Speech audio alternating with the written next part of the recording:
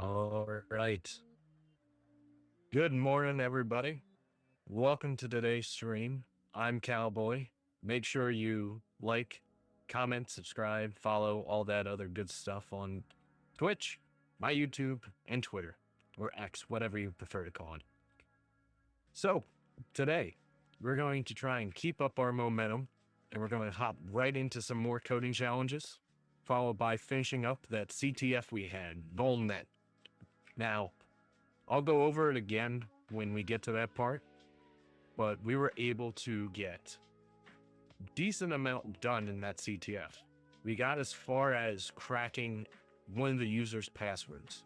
So with that, I'm hoping we'll be able to maybe SSH in using those creds. We also saw some of the SMB services available. That's what it was.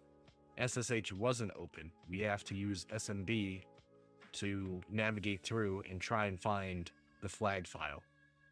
So, without further ado, let's go ahead and pull up our coding challenges today. Yesterday, we did Dominator, which was a little tricky. We had to try that again, but we were able to get it up to 83%.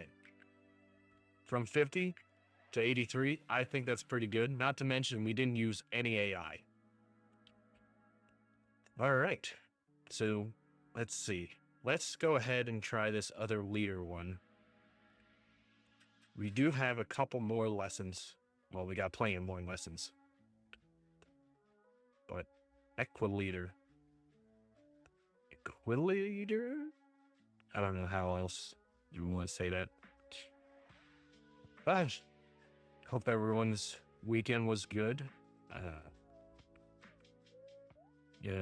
Being able to get back into this after such a long break has been nice.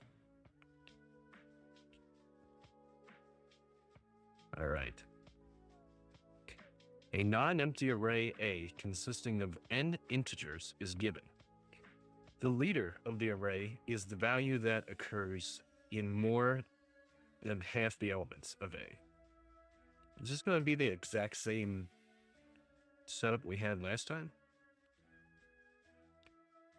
Equileader is an index x such that 0 is less than or equal to s, which is less than n minus 1, and two sequences a0, a1, all the way to as and as plus 1 and as plus 2, all the way up to an minus 1, have leaders of the same value. What?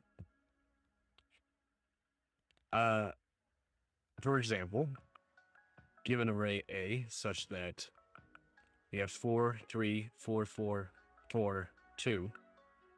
You can find two equileaders. 0, because the sequence is 4 and 3, 4, 4, 4, 2 have the same leader whose value is 4. And 2, because the sequence 4, 3, 4 and 4, 4, 2 have the same leader whose value is 4. Is anyone else getting what the hell this is trying to say? The goal is to count the number of equileaders. Write a function to solve. Give it a non-empty array A consisting of n integers, returns the number of equileaders.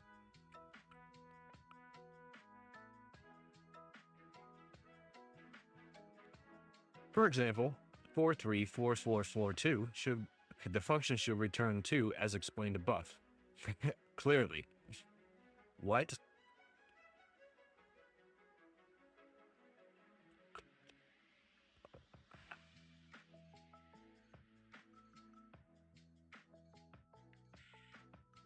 We can find two equileaders here. 0. Is that index 0? It's 4, which is 4, and 3, and 4, 4, 2 have the same leader whose value is 4. What is this even talking about? I have no idea. And 2, because the sequence 434 and 442 have the same leader. I don't...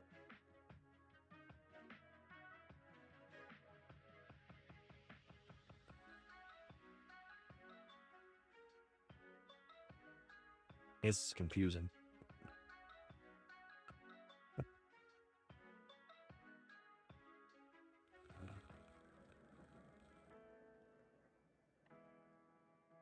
So 0, we're looking for the index S.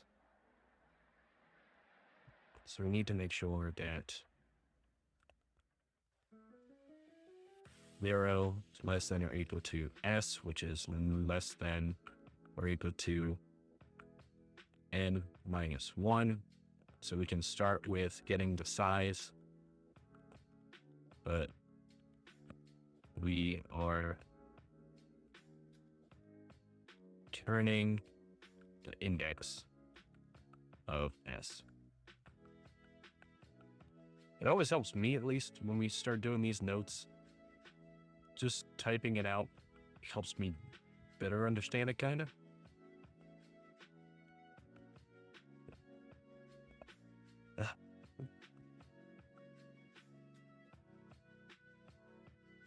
So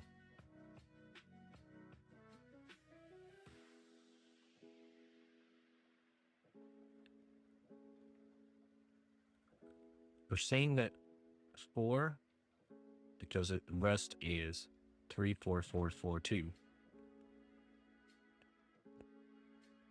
And 2, because 4, 3, 4, and 4, 4, 2. The leader of an array is the value that occurs in more than half of the elements of A.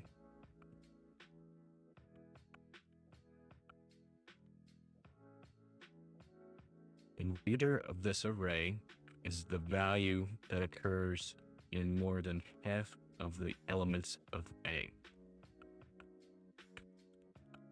An equileader is the index S, such that S is blah, blah, blah, blah, all that good stuff.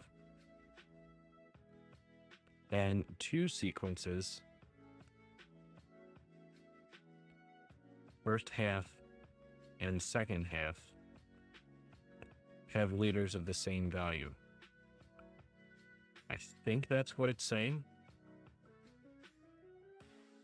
So it's A of 0, A of 1, all the way to our value A of S. And A of S plus 1, A of S plus 2, all the way to the end of the array.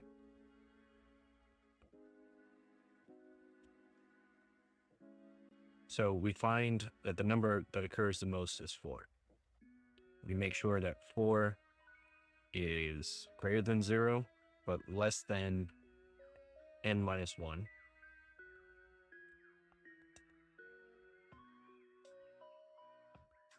But I think we're using the exact thing we did in the other one, but we'll be adding a little more complexity to it. That's as far as I'm understanding it.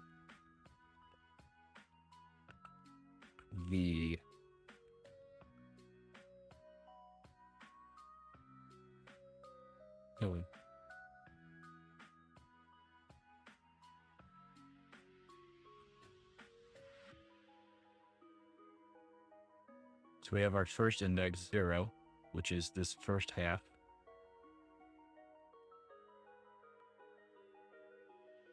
And 2, which is our second half.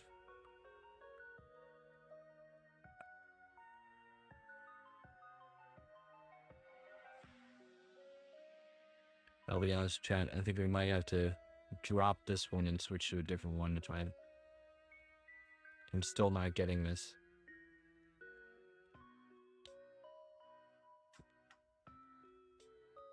Because it's...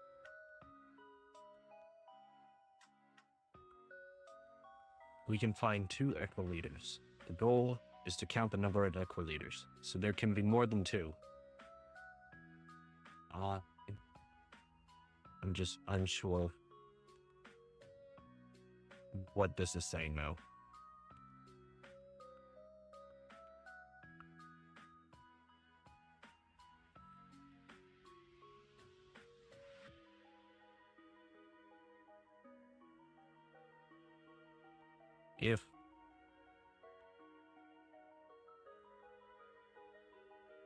So we have to find what number occurs the most often.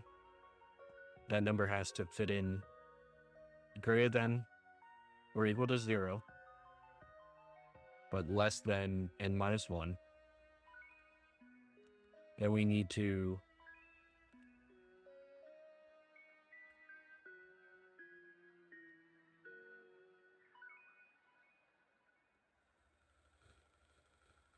find these equiliters using that number.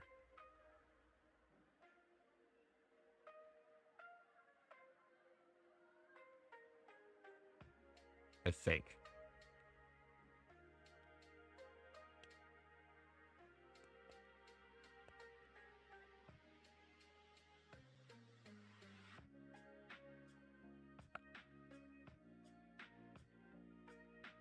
Well, let's just start.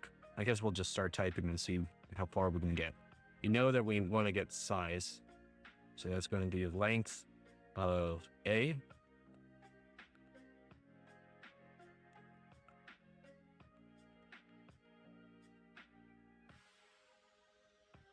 And then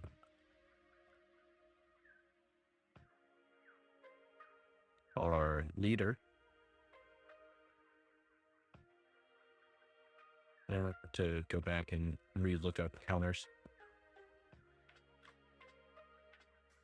This seems to be a very useful library, which honestly, before I started streaming, I didn't even know was a thing. So, collections, import counter.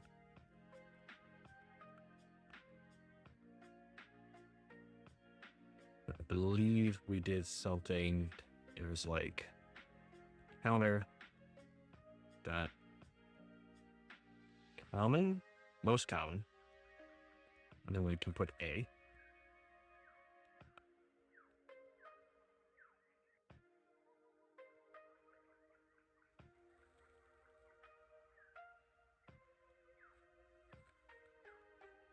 The leader of this array is the value that occurs in more than half of the elements of A. If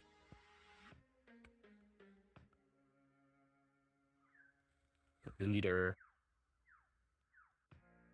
I believe this is the second half that we want, because it will give us a tuple. One is the number, and then the other one is how many times it occurs. We'll want to say if that number is less than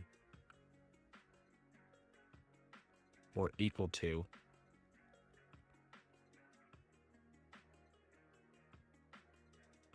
size divided by 2. It should be what we're looking for.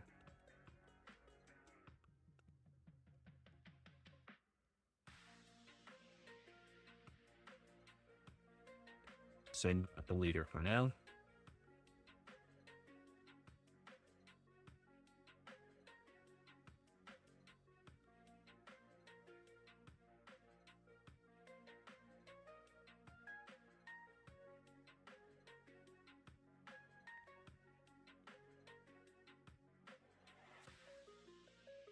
I'm going to say print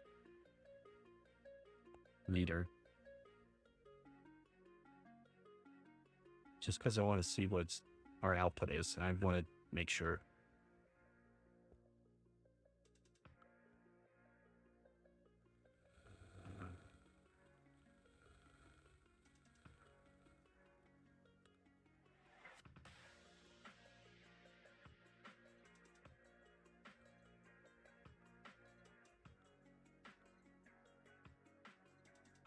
Most common A.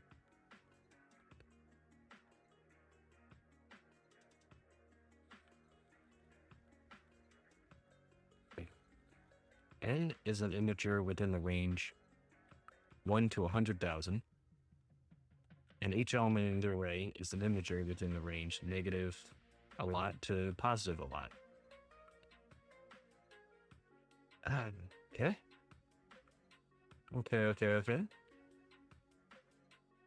Line 11.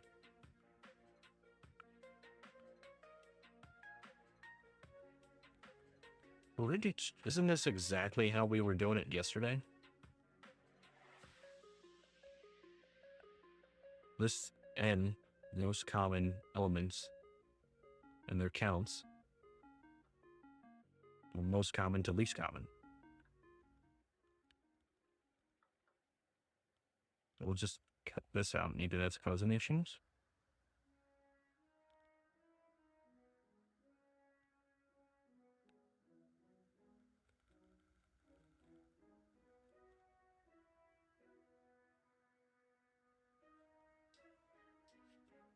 List object has no attribute items. This is counter most common.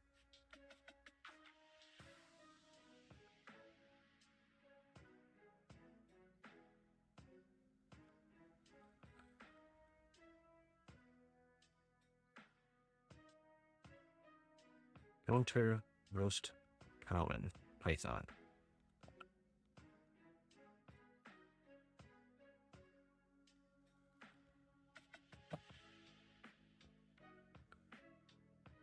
Oh, we have to create the count of objects first. Damn it.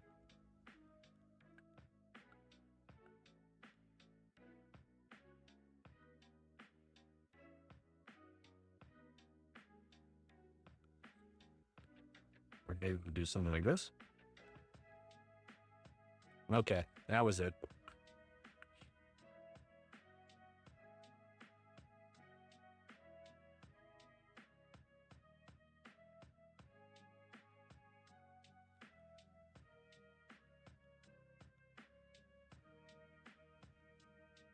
And then we just gotta fix this one more time. So our leader has all of the elements from most common to least common. We have to loop through to make sure that we satisfy this. And each time it's not, we just move to the next one. Unless there is none.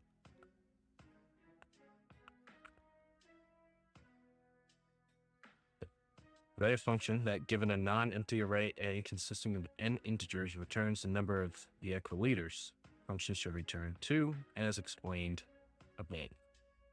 What happens if there is no leader? Is that an option?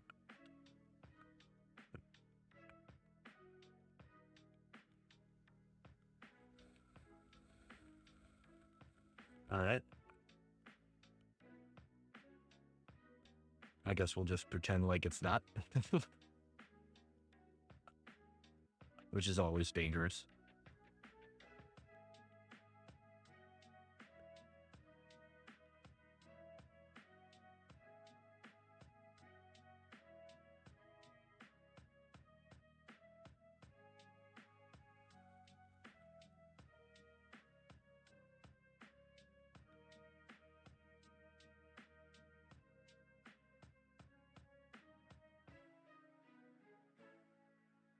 Wish I had the code from yesterday. That probably would be able to help speed us up a little bit.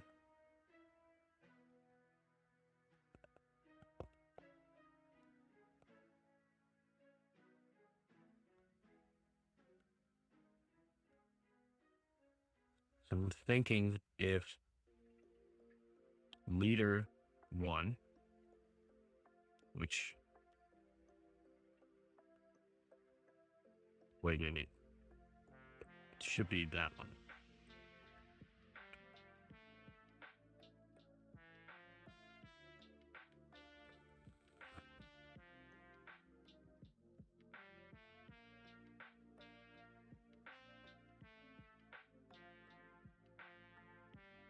Let's add some more test arrays. It might help us figure out more of the details that we're missing here.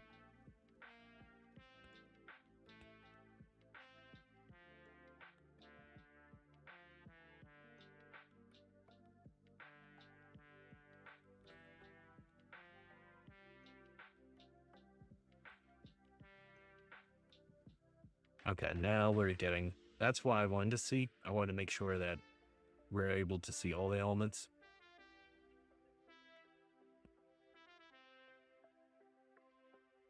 To go back to our solution.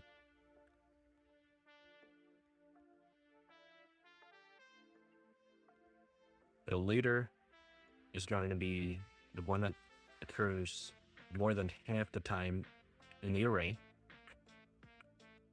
We split it into two parts, which is the left part and the right part, because we have 0 to S, and then from S to n-1.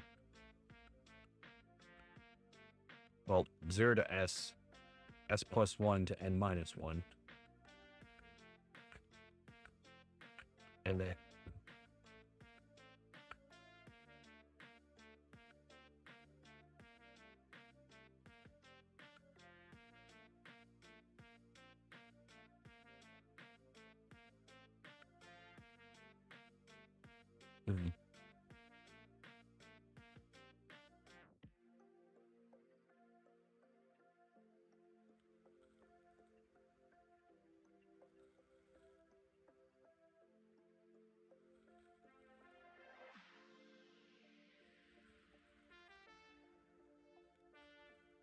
so do we keep increasing S until we find how many times we can do that?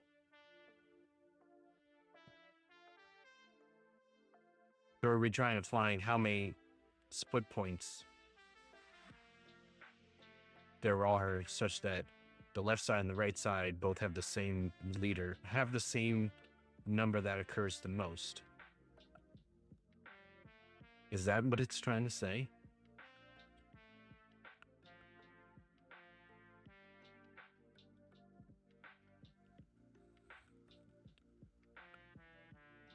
I think that's what we're going for.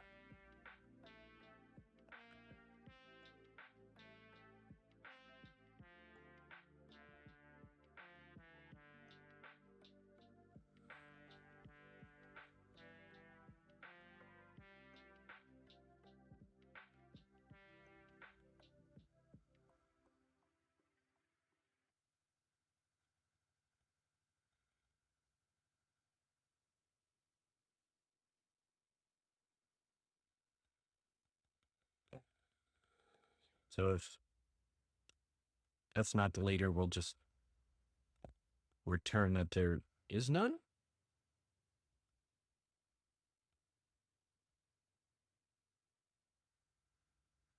The more and more I think about this, the more I'm getting confused.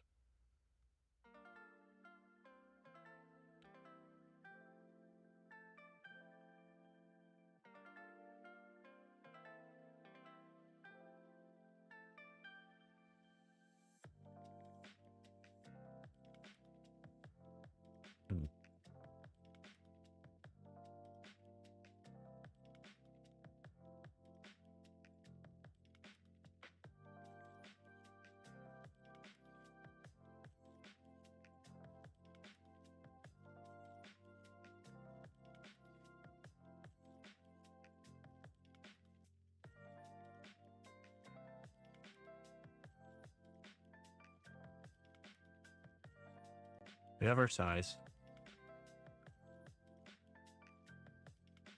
But do we have to keep increasing S? So when S is 0, it fits this.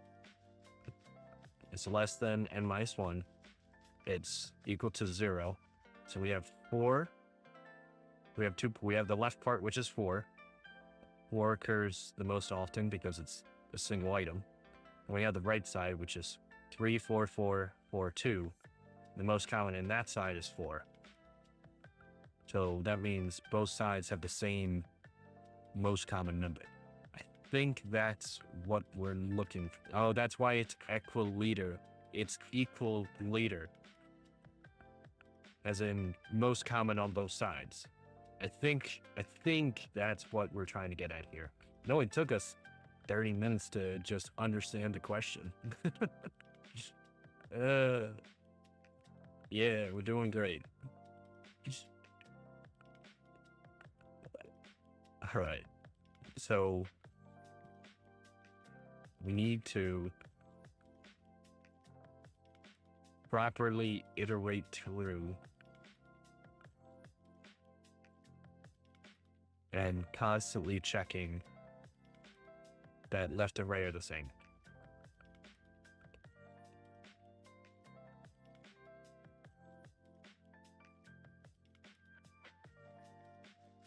I was hoping it was gonna be just, if we find the most common on both out of the entire thing, right?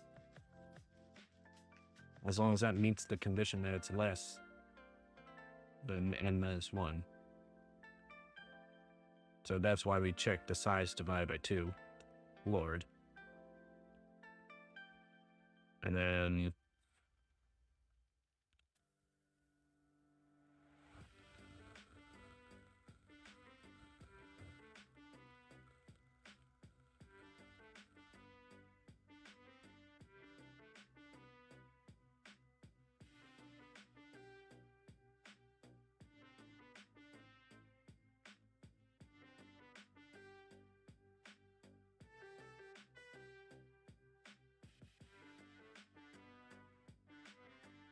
I guess we can start with our answer of equiliters. Start with 0. And then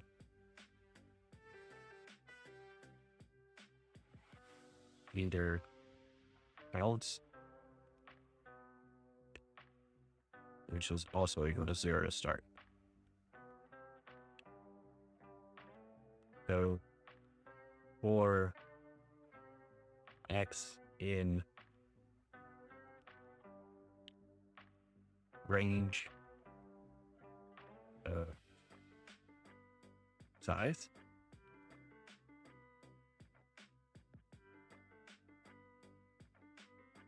if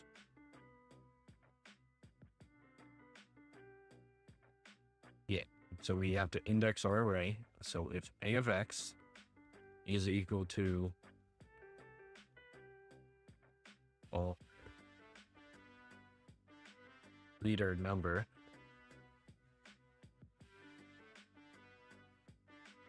okay, we increase the leader counts.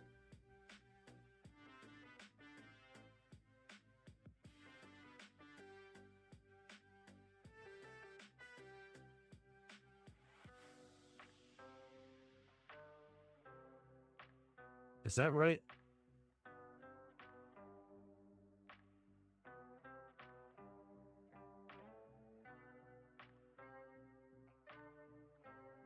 Zero, because the sequence.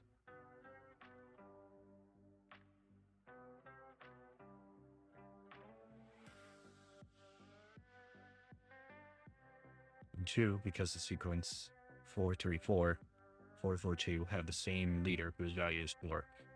See how it's saying like the left side has 2 4s, which means it's the most common there, and 2 4s in the right side, which is the most common there.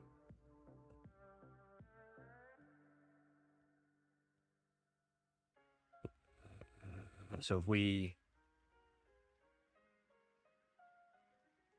have our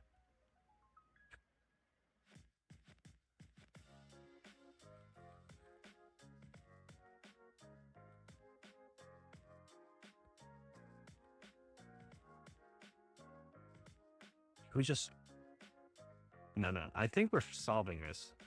We just gotta slow our roll.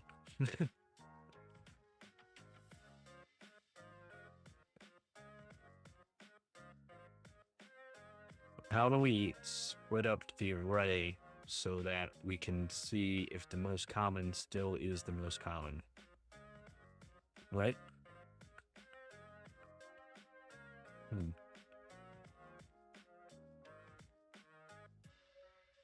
Because we want to,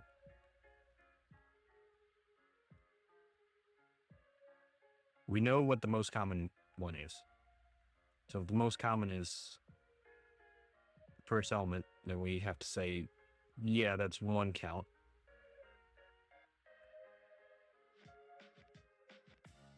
We just have to split it up so the left.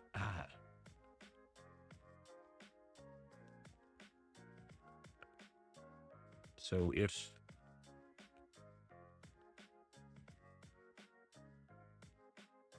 there counts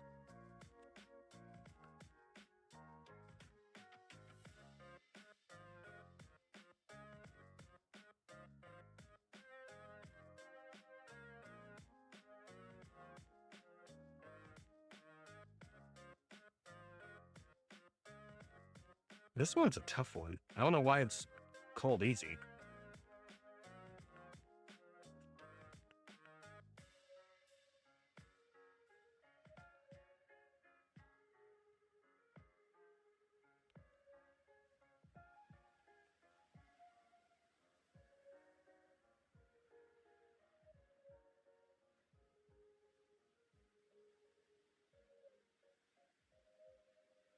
But we need an index anymore because we have our check, and then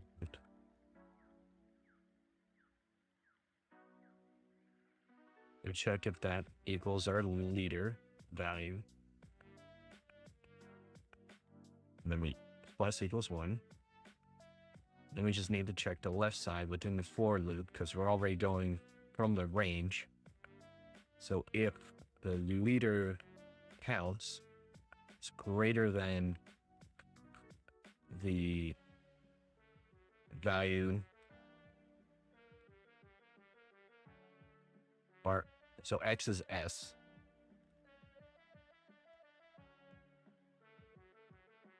And I said S plus 1 because it's 0 to S. And then S plus 1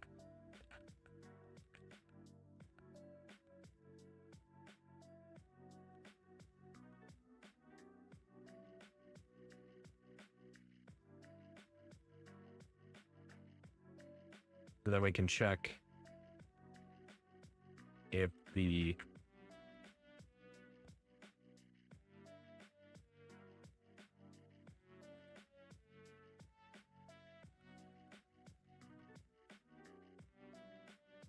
leader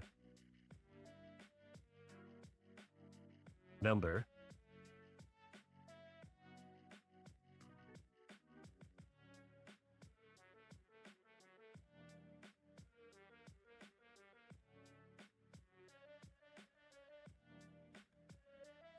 let's fix this. So it's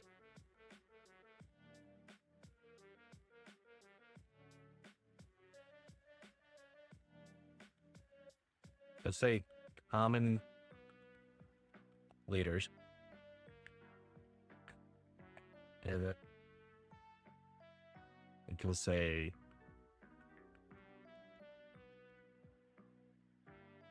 the value and leader total. It should equal our common leaders indexed on the first one. So with those values, we should be able to switch this from, instead of leader 0, we can just say the total, because it's how often that happens.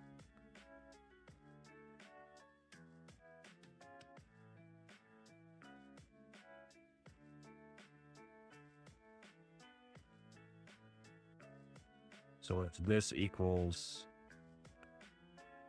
this one, we want to check against the leader value. So if our leader total, which is how many times it occurs, minus the leader's counts, is greater than or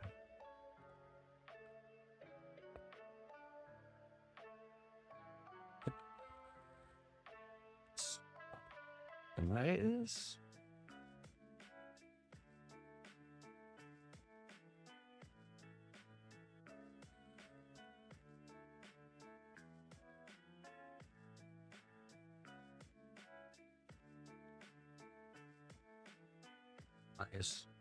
x minus 1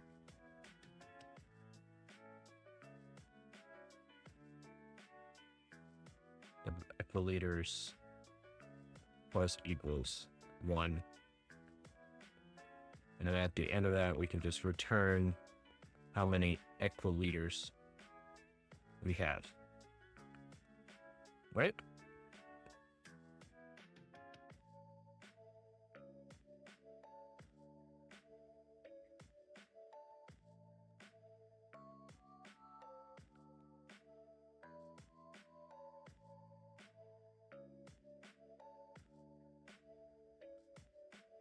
Let's go ahead and run this and see what we get.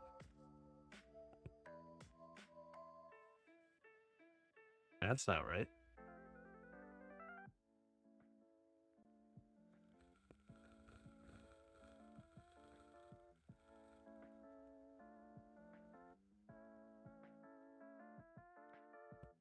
On it. And integers.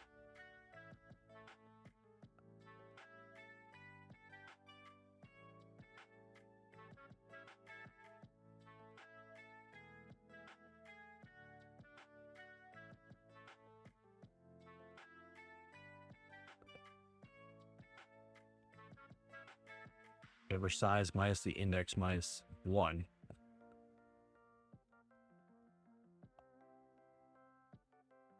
It's checking the right side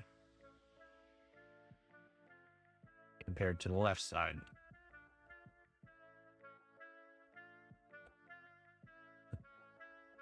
I think.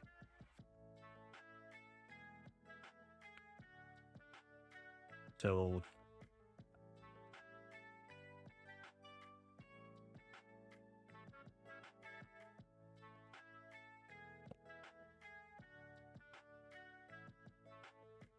what we have, we're using counter to see how many times, what's the most common number. We'll have 4 4s, 1 3, and 1 2 based off of the example. We save that most common. We have to check that it's the real leader.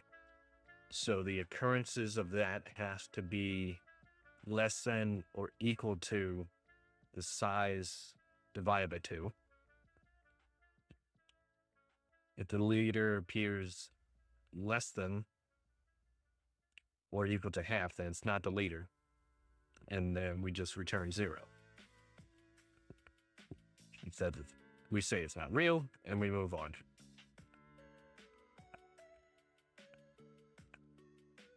So then we start with our counters, which is the equiliters and leader counts. And the equiliters is how many times we've found a good split, and the leader counts is how many times the leader appeared so far as we go through the array. We loop through.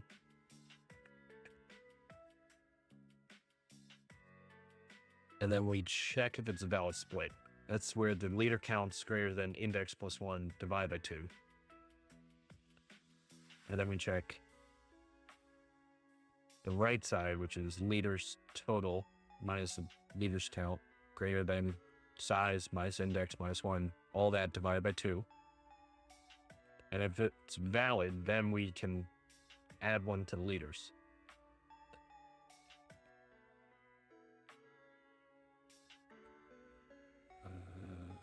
Which we should be able to properly Hmm.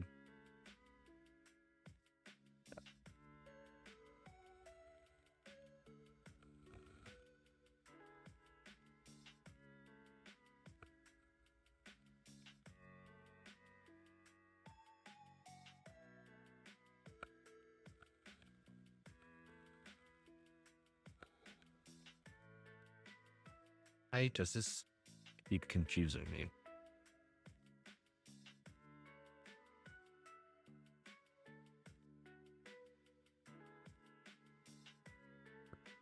Properly increasing the equiliters?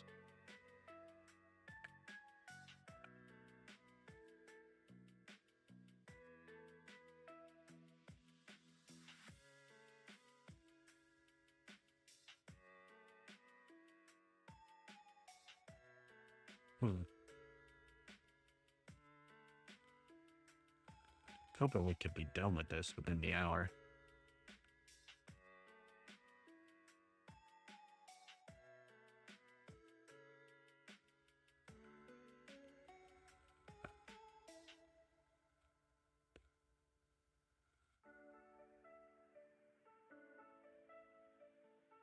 I think we're properly going through and checking the left and right spine.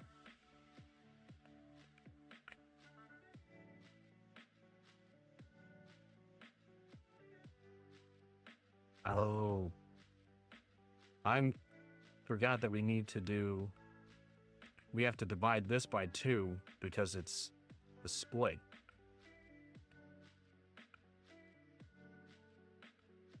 Still no.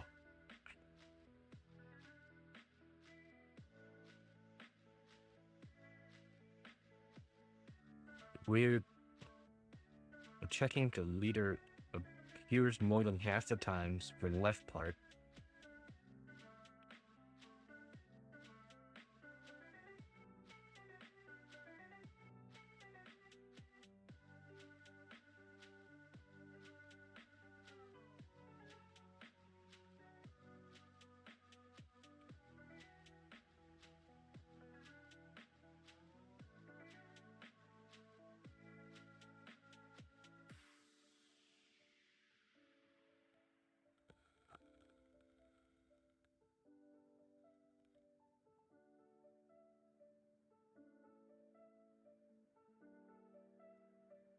Apparently not increasing here. Make sure that our return is outside. Plus equals 1. Plus equals 1.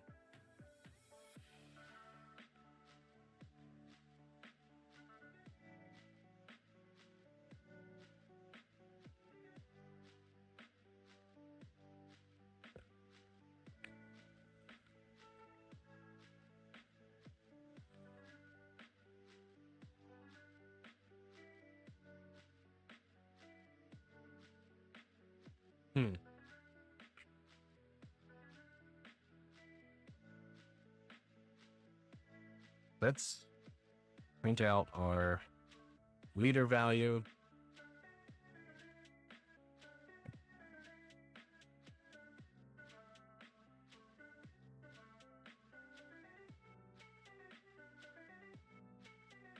Leader total.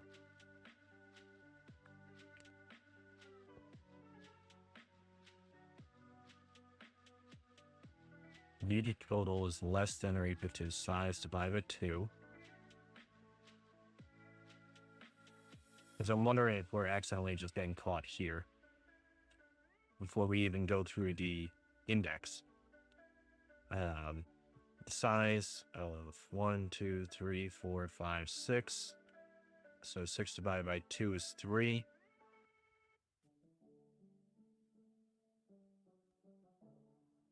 And then 4 is greater than 3.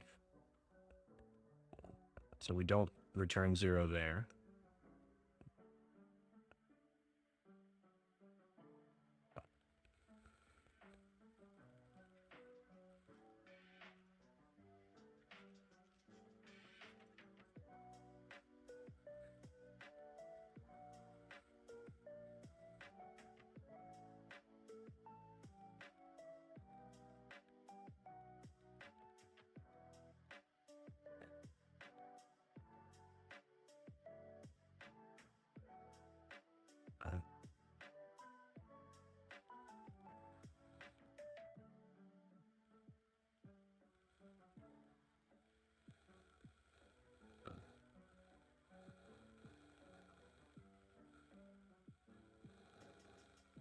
So if we,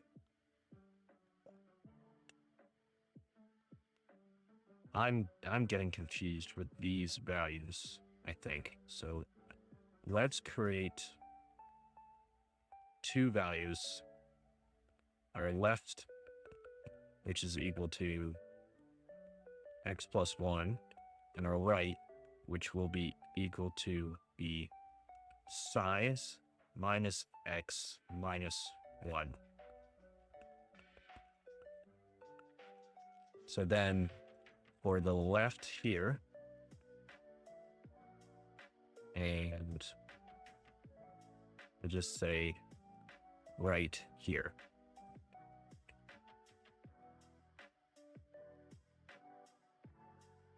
Still getting the wrong answers.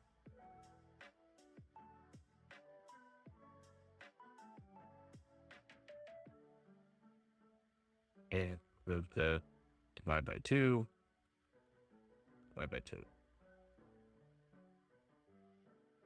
Yep. Okay.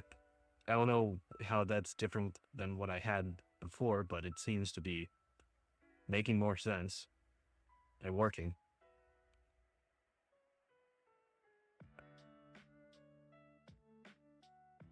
I think we're properly doing it now. So we have our size. We find the most common leaders. From there, we grab the highest one. So we have our leader value and our leader total. We can remove these two constants.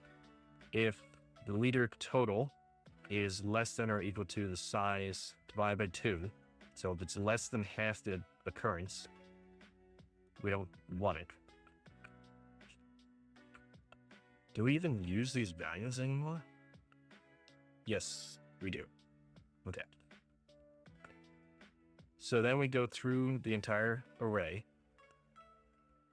If x of 0, or if the array x on the index is equal to our leader value that we got previously, then we want to say the leader count plus equals 1.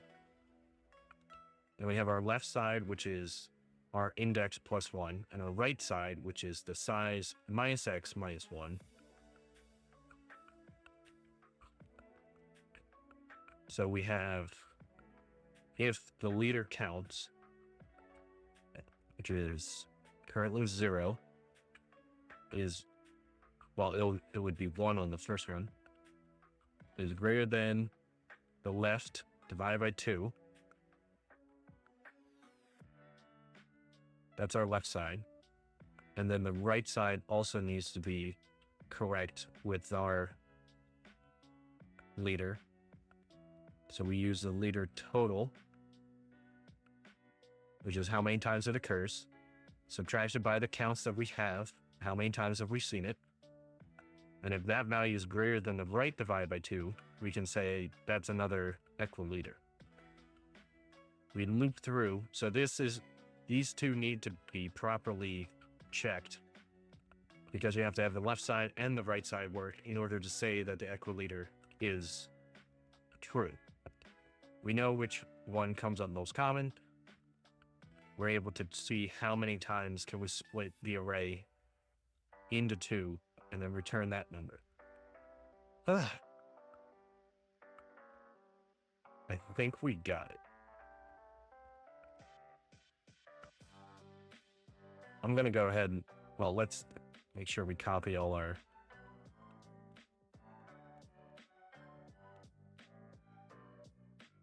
go ahead and submit. Let's see what our ruling is. While we wait for that, I'm going to go ahead and spin up our TryHackMe VulnNet. 48 minutes. Yeesh.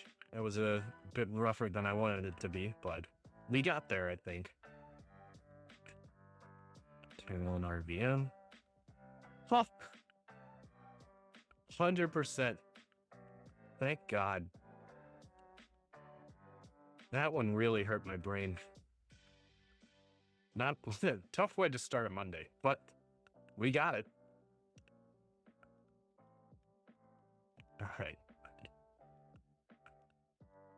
Do we dare try another CodeWars while we wait for the VulnNet to boot? Nah, I think we're ready to skip back to it. So let's go ahead and switch gears into VulnNet, which is what we were working on last week. Or 2 weeks ago, I forget. I've lost count. Basically, what we're going to be doing is picking up where we left off. We're going to make sure that I have the right Cali running. Okay.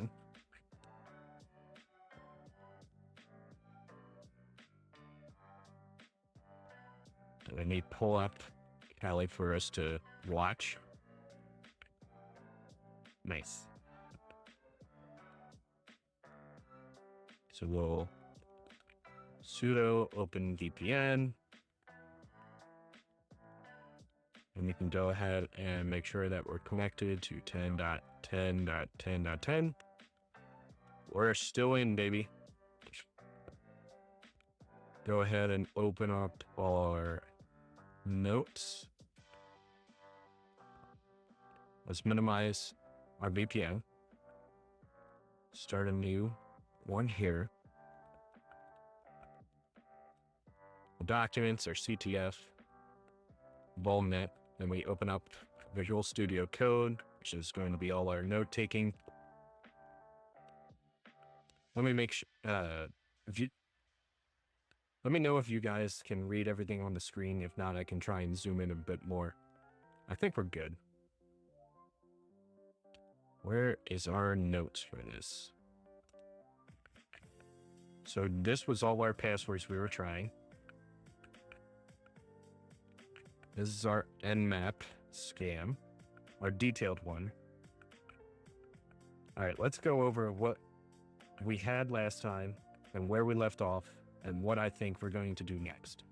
Last time, we were looking at the box. We were having difficulty trying to find something. Once we did a more in-depth Nmap scan, we found this Redis key value store. Poking around there, we found that we don't need credentials to get certain information out of it. We were able to find, and I hope I can find it.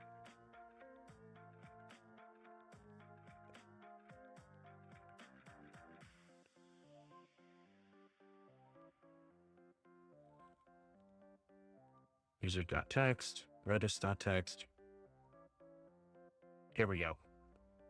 We were able to find a user on the box. There it is. Enterprise security.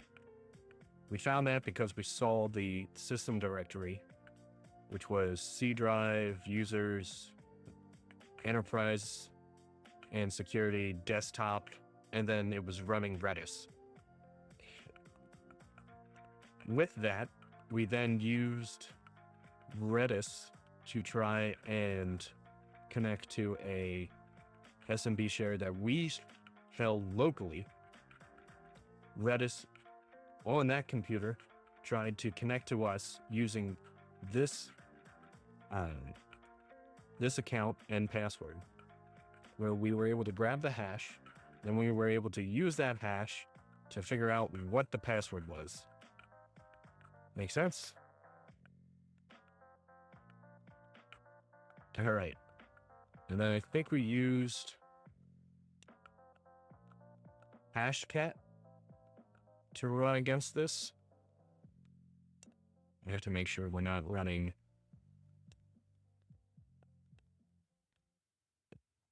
notes somewhere else. The swap file freaked me out a little bit. So let's go ahead and start up another. I just call it notes2.txt.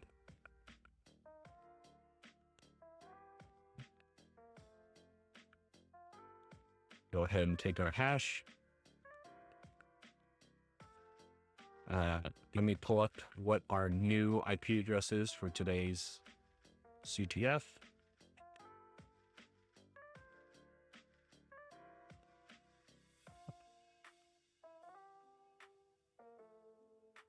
That's our IP for the server. VulnNet IP. Let's go ahead and say that our user is enterprise security. I think we're going to have to run through that hash cat one more time. I was hoping it was going to be saved. I guess we might have missed that part. Oh yeah, we also did a bunch of SMB scanning because we found that SMB is what's available in this.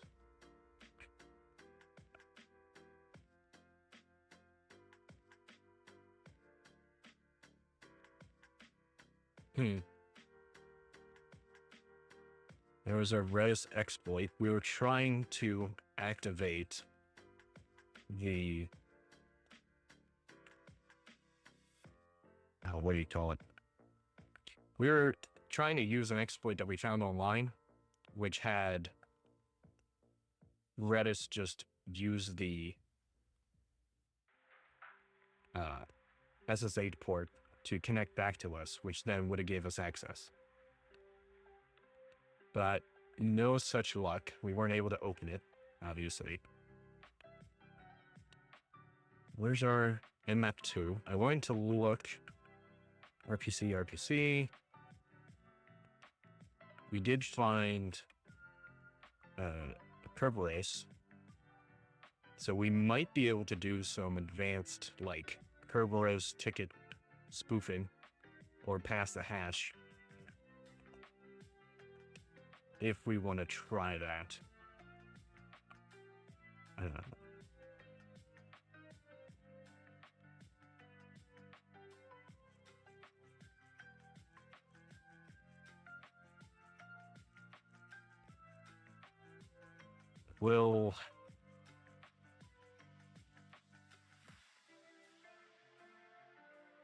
Wish I saved all the commands that we were using, but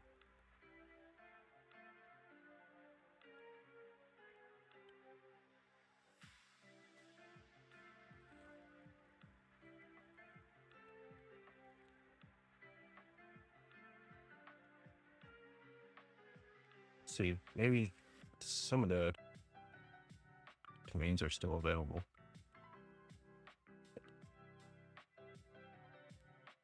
That's right. Yesterday, actually Saturday, we were working on a different CTF called Lo-Fi, which was pretty neat. So we have our command here. The cd into our nmap folder, and then run that again.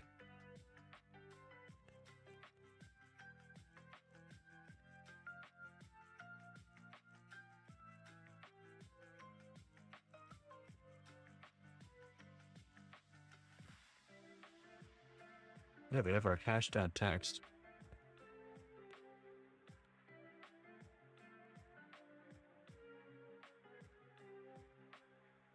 We're using hashcat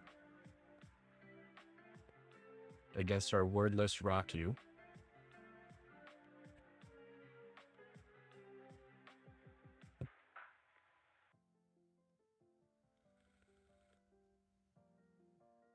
All hashes found as pot file and or empty entries.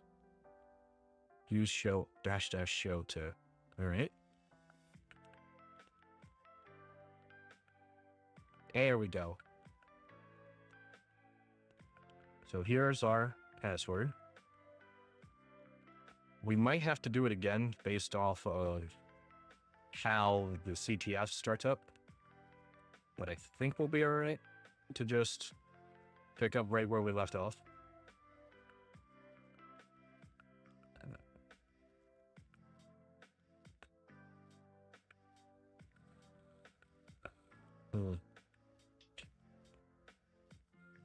Just want to make sure that I save that in our new notes. So we have our user and a password. Something tells me we probably gonna have to reobtain the hash since there's a bunch of numbers at the end of that. It looks like something that would be generated each time.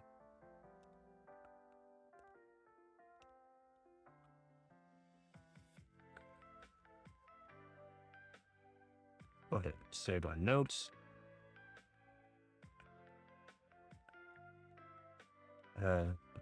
What were we doing? We were enumerating through the SMB.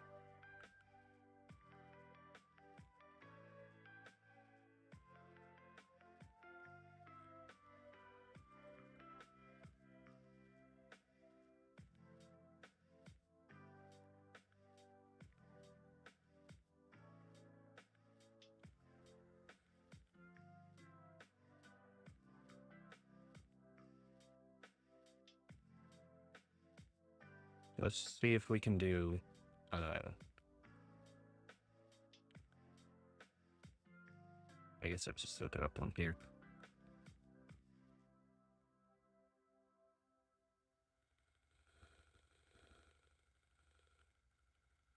So B, configuration.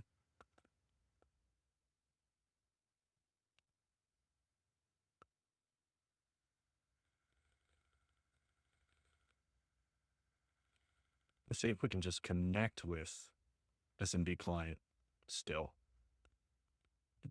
Probably a good one to make sure that still works.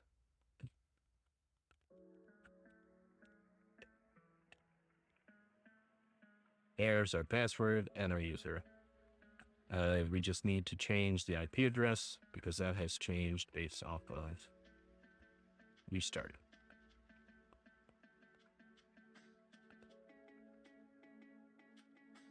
That would be 10.10.247.84.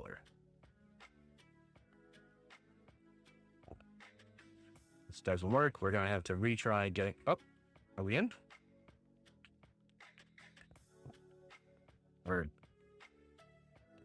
I think we're in.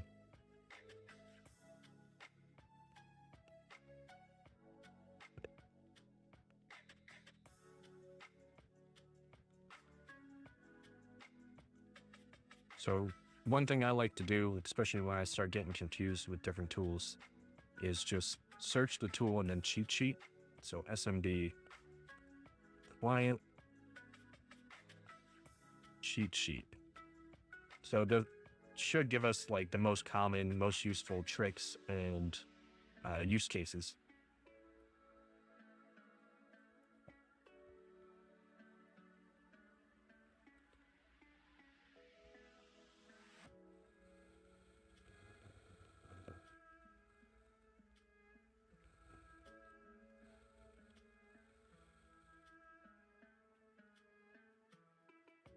Purge irrelevant data. Okay. And then it looks like we can just type in the get. Oh, okay, it did work. And this should download to our local.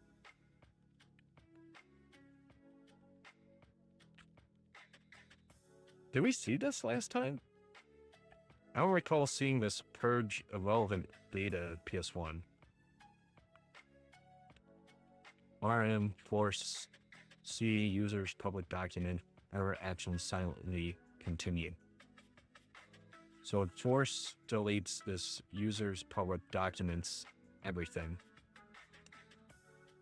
But that's interesting that we're able to see a PowerShell script. We might be able to use that to kick off some remote code execution. If we can edit that file. How do we edit a file? Copy a file to a specific share folder, create a folder in a specific share folder.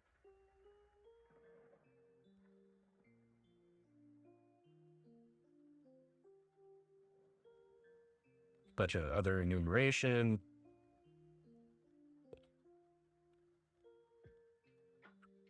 Beware of account lockout. Fine for us because we know what the password is.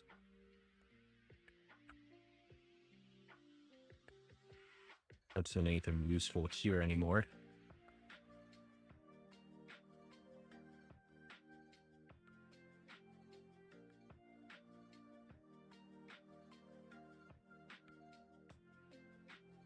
Oh wait, let me see what our current working directory is. Okay.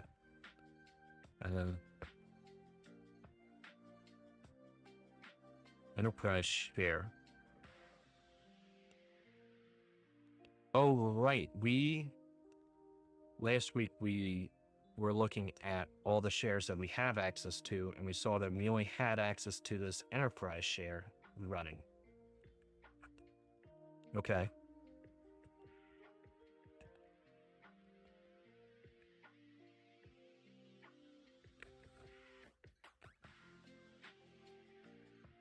I just want to see if we could go up a directory. It doesn't look like it.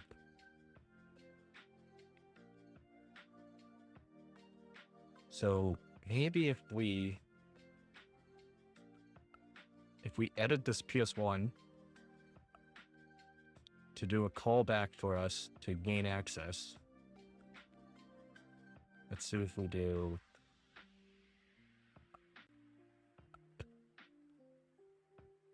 PowerShell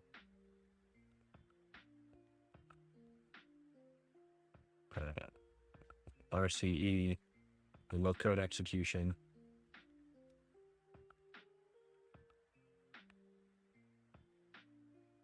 And walk through. I just can't remember right now how we're supposed to PowerShell for pen testers. This probably will have something we'll want.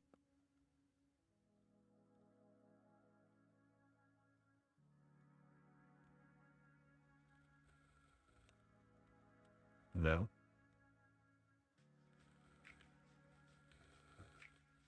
So what am I trying to do? What I want is for PowerShell, reverse shell. That's what we're looking for. We did find some useful repo last time, which was like Monkey Pen Tester. This to defend against PowerShell reverse shells and other PowerShell-based attacks. We don't care about defending, we want to abuse. Fetch C2 IP address and port via DNS over HTTPS. Demo, listener tips. PowerCat is LOTL, and it has a send buffer that NCAT has unmodified buffer. Sure. Okay, well, this is what we've been using in the past. Let's just go ahead and use that again. We just need to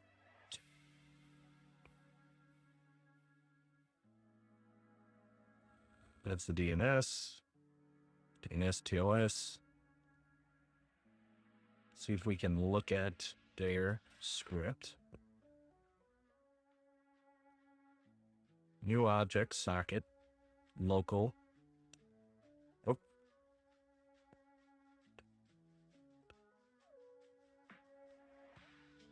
Okay. Delay before establishing network connection and between retries.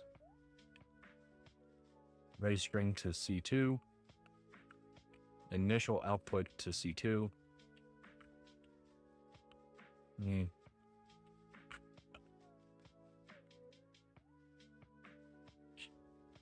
Basic reverse shell. This is more of what I was thinking. A one-liner.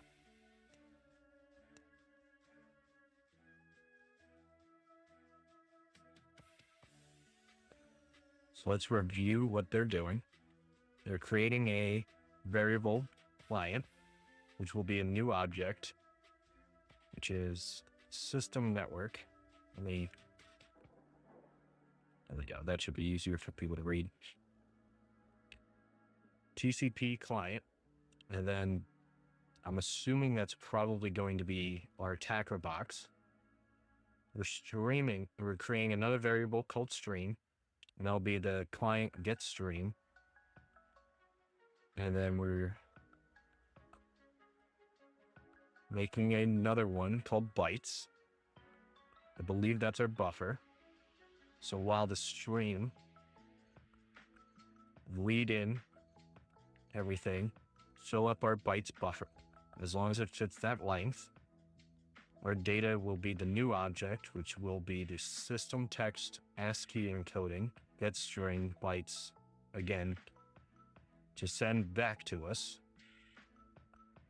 into one string, send back PS plus the path that you're running. This all looks good, and then you're just making sure to write, making sure it fits the buffer, making sure to flush, and then at the end, close. Looks all right to me. So let's pull up our, what's our IP address? I don't know if it's even changed how many times we keep having to come back to double check it.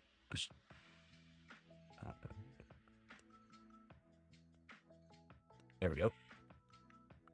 We'll change this to, I think I just accidentally pasted in the whole thing.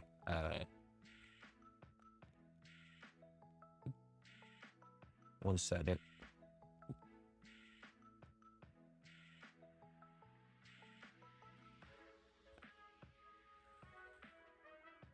So it's 10.6.41.79.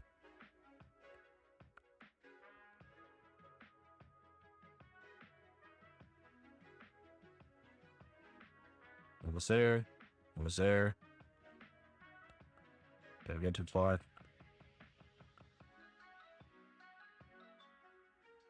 Or 1.79.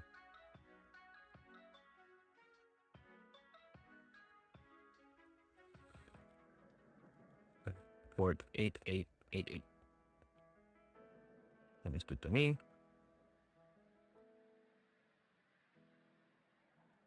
Could be opening up.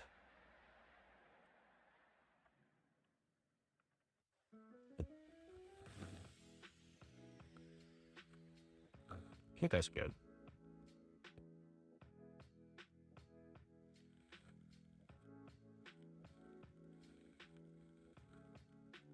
With your reverse shell looking like this, it should get your NCAT listener on port 80. I mean, the pilot payload, you must be compatible with the language. All right. Ethical. Yeah, okay.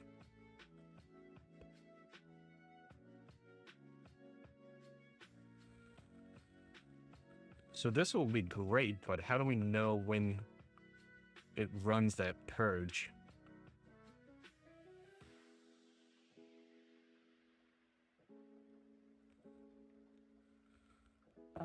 What other useful commands can we do here? Stat, system link, queue, log on.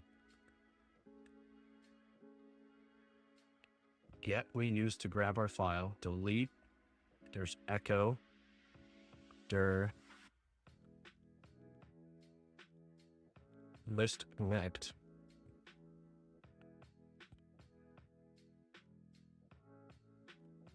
Okay. Let's open up another tab. SMB. What was that one? It was like enumerate SMB. Enum SMB. Well, we'll just history grep SMB. So that's all the SMB clients, SMB map.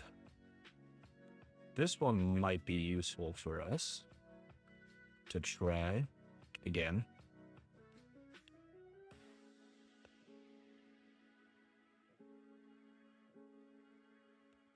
We'll use our new IP address, which was what? 10.10.247.84.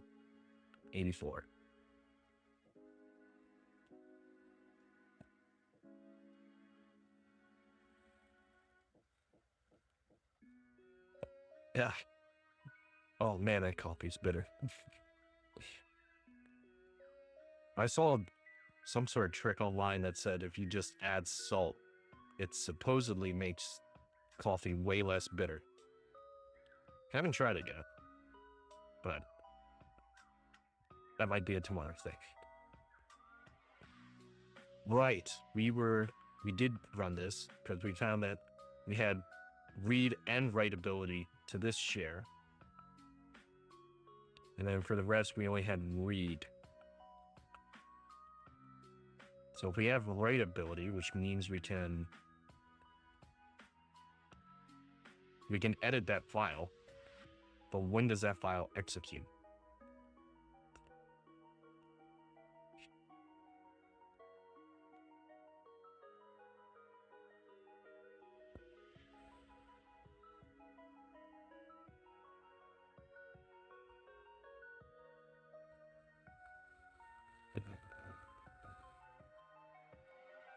Well, save the script as reverse on the Kali machine, encode the script in base64, which is always useful. Execute the encoded command in PowerShell web shell.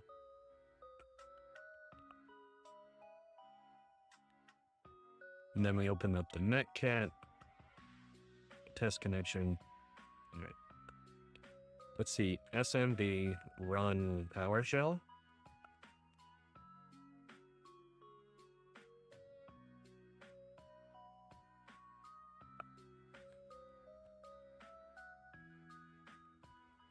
The C-C command, or the SMB client, is for command strings only, not arbitrary shell.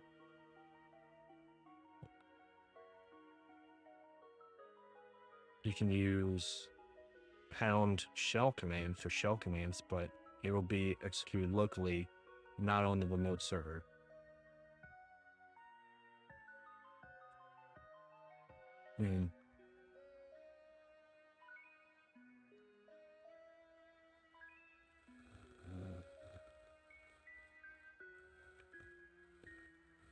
We're close.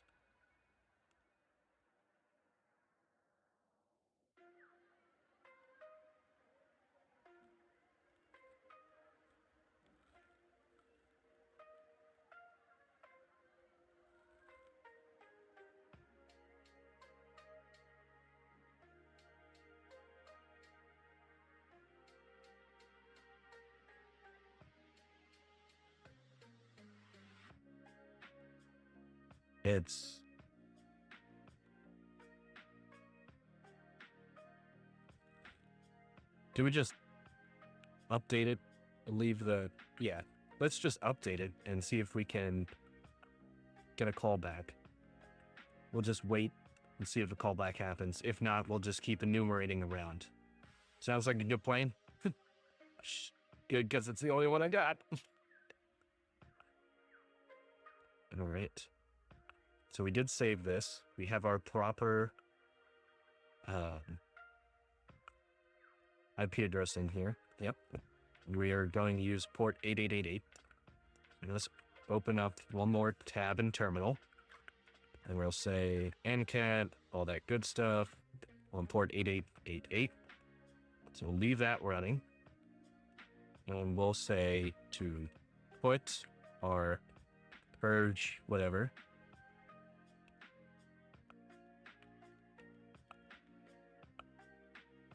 OS. Okay. We can see that that was recently edited. That's by us. I had a feeling it wasn't just going to work right out of the box. But that's all right. The other thing is, oh, no way. Did that just work? Are we running?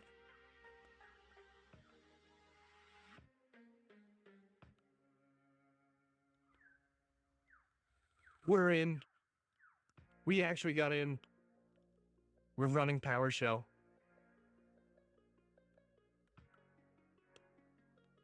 Sweet. Okay. Okay. All right. Calm. We have access.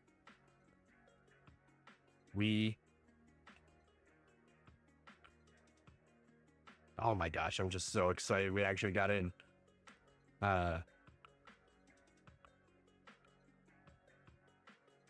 What do we do? What do we do? We need to find the flag.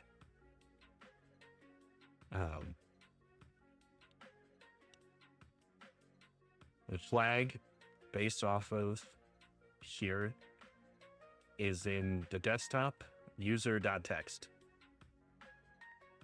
So we have our user, we're in downloads, change directory to move up one, type in dir, we can see all the other directories, change our directory to desktop, list, there's our user. All right, can we cat user.txt? We got our flag. Oh, that's awesome. We got one of the flags. Let's go ahead and copy that and switch over to here and make sure you guys can see.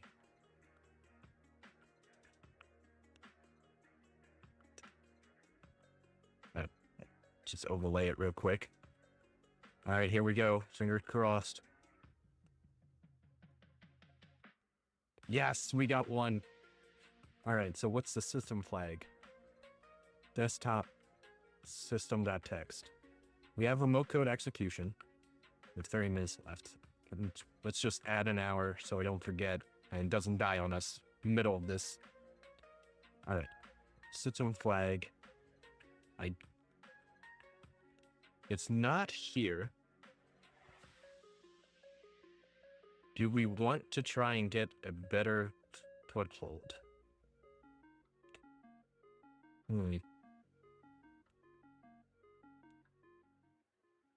Let's see if we can go up a few directories, what other users there are.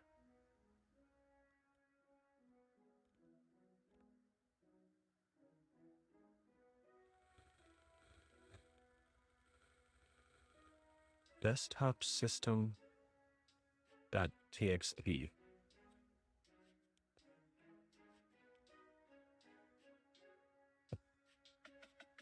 So there is administrator.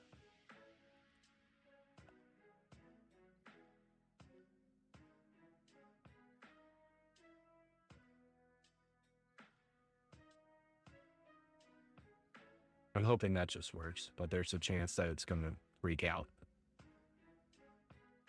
You know, something like, you don't have permissions to access this. We should also see who we're running as.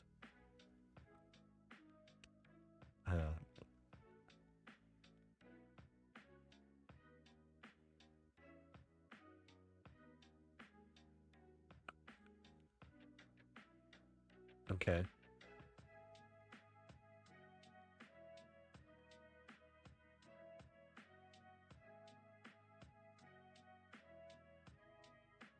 Unauthorized access. All right, let's see who we are.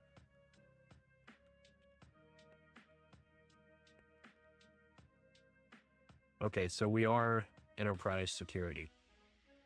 We're going to need to elevate our privileges, so we're system. Or at least let the box think we're system. Because I don't think we'll be able to do CD into desktop. Yeah, path not found, blah, blah, blah.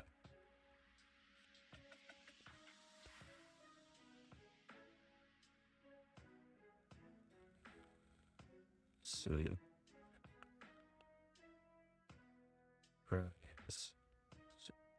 you're ready?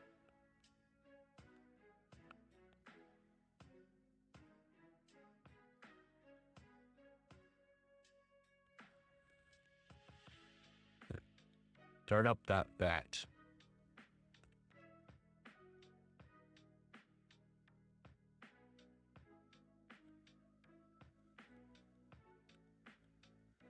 So if this starts up, timeout for 30 seconds, no break, then run to PowerShell, and then timeout for another 30 seconds.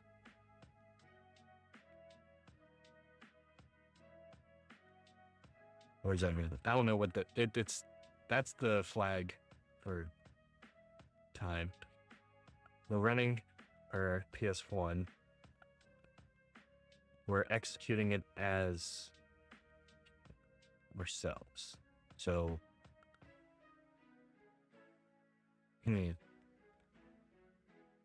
part of me wants us to get a better foothold in here. This seems shaky at best. I'm glad our one-liner worked, but let's see.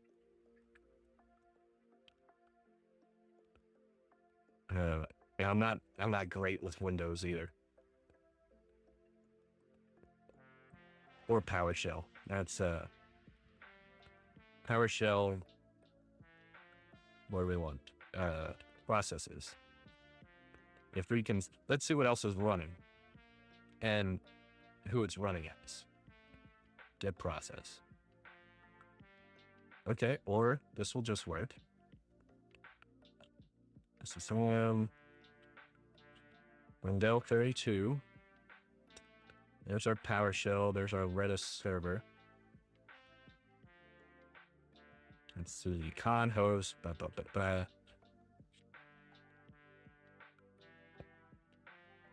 Wonder what this CMD one is.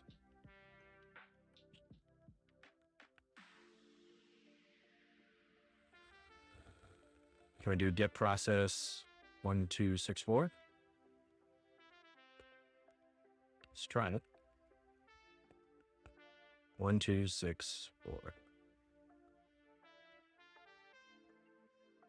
No. Verify the process name and do it again. Up. Get process CMD.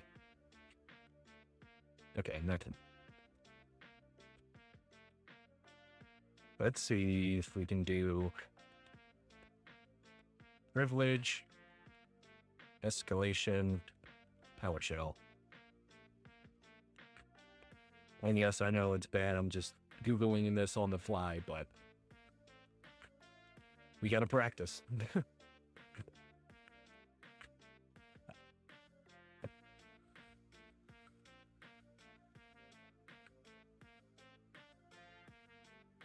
We should also see what... I didn't see any scary processes winging. We do have to be careful of this user account control pop-up. If we accidentally do something that makes the computer angry, that could freeze us.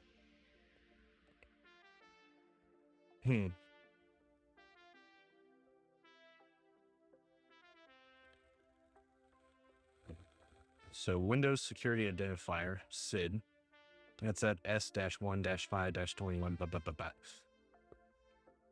and that's just each account, group, and process is assigned a unique SID to represent the security context it's running under. All right. Oh, geez, I didn't realize you guys can see still. My bad.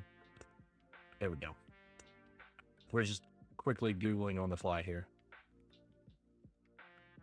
Did you catch the security concern, privilege escalation? That's a happy path. What? How do privilege escalations work?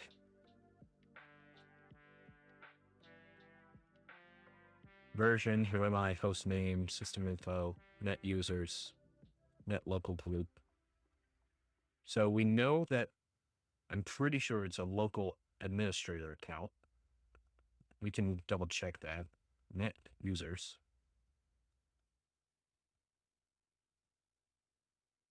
Another thing to be careful about is using these net commands. Oh, Jack Goldenhand, administrator, our enterprise. We have guest Tony Skid, Kerberos, Jack Goldenhand.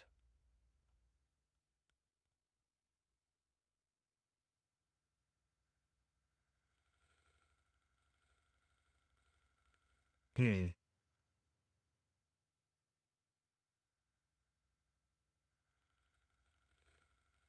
The password, pass the hash. If the user, if an attacker can't crack the password. Okay, we're at this level. Soya. Evil RN, win RN. Insecure GUI apps.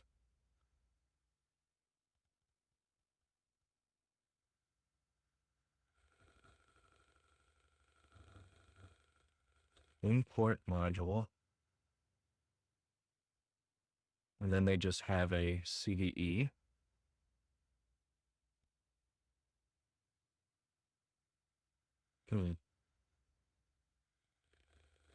Might benefit us to learn more about the machine that we're running on. I know we're all excited to try and jump into it, but ooh, cookbook.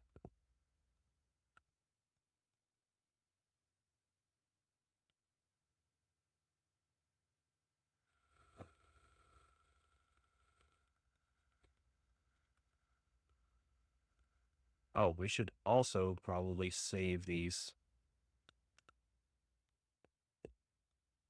user accounts. So we'll go ahead and go back to our notes. Paste that in there. Beautiful.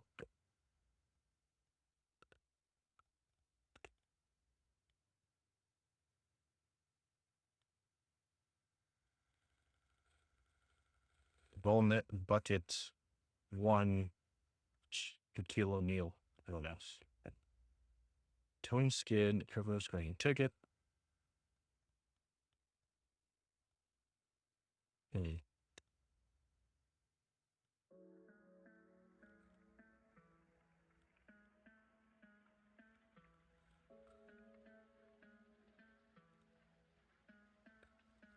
We have 2 new accounts.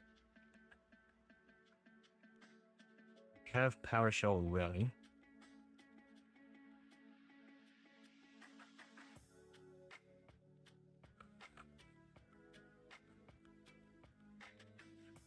Where's shell generator online?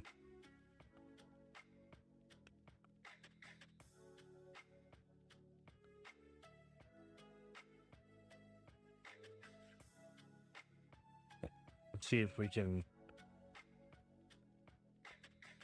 PowerShell hashed up.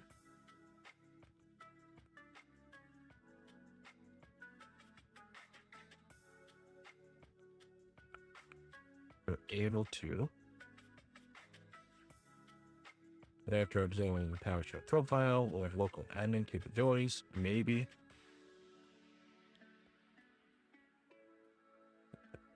Alright.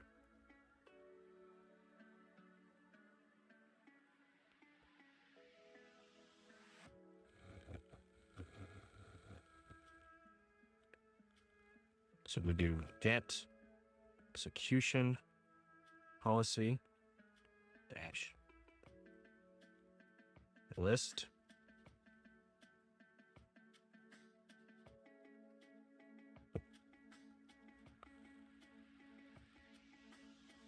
So this will get us some of the group policies that have exclusion, I believe.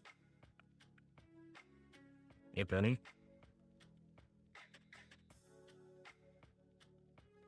Yeah, content profile.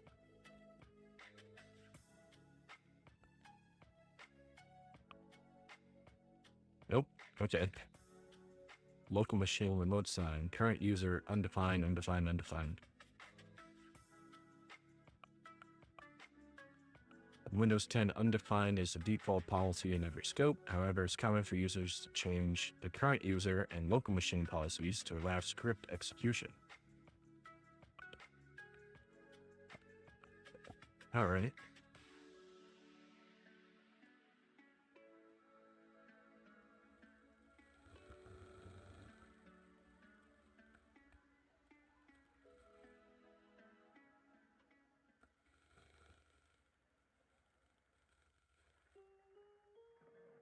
Commercial profile.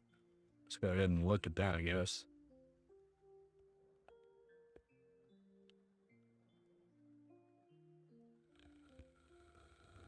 Okay. Yeah, we're running enterprise security. I think we already knew that.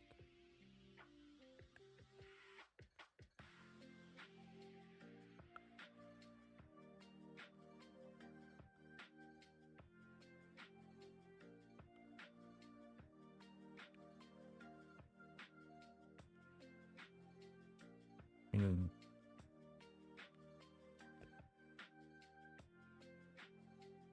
is there a way SMB dump caches?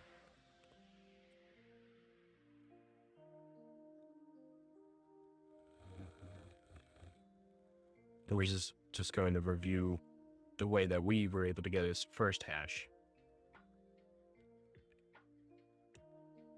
So many ads.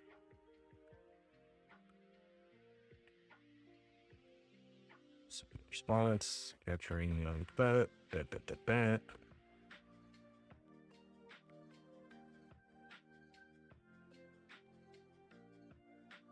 Okay.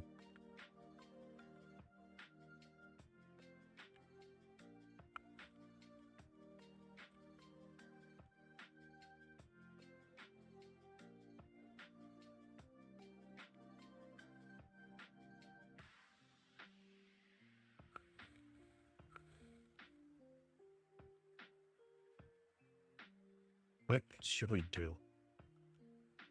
I'm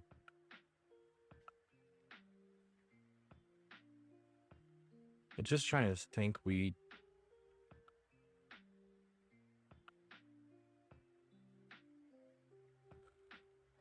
almost like I want to.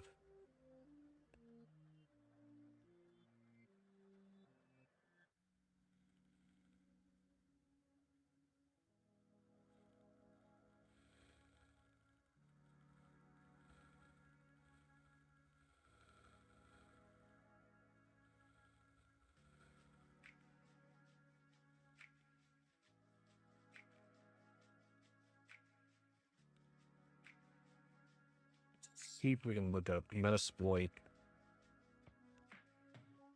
Hold on. But hold. Pivoting in Metasploit.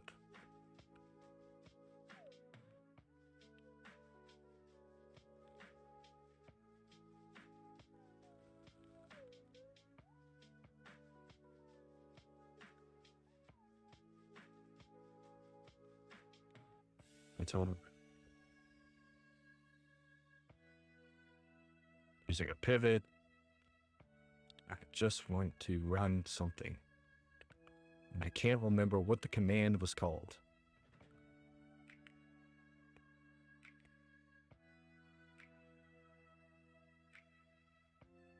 Let's put X. Let's type persistence. Windows.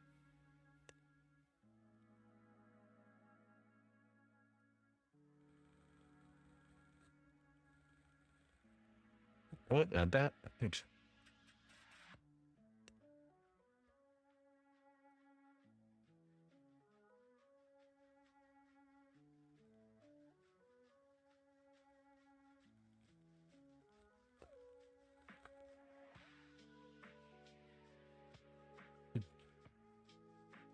I don't even think that's the right command, but PowerShell system information. Get computer info. Well, get computer info.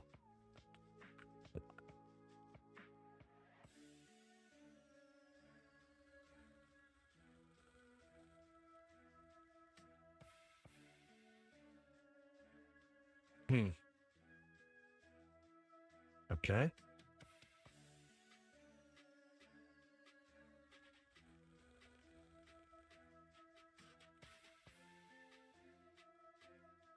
Saying anything useful here? Registered owner is a Windows. Oh, cool. We have the product ID, the build. Windows current version. Windows edition.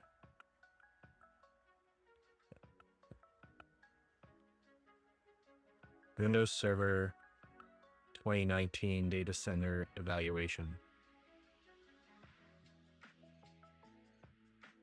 Let's go ahead and grab this stuff and throw it into our notes. It's always good to grab more stuff, right? Go ahead and save that.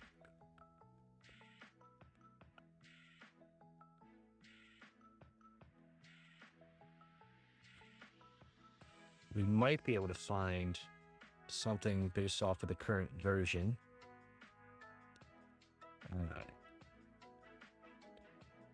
Windows Server 2019 version 6.3.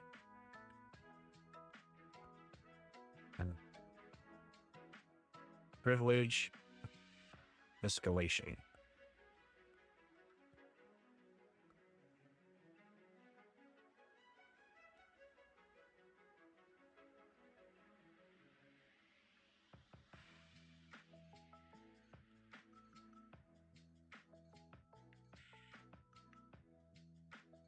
Wow, I like this list.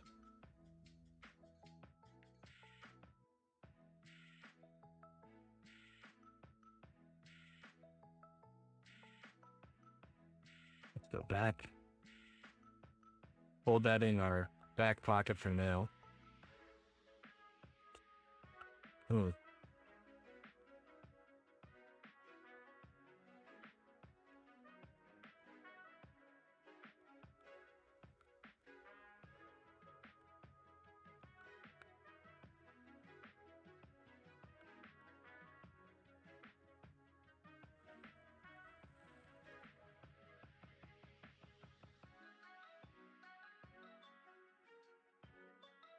Windows PowerShell script that finds misconfiguration issues.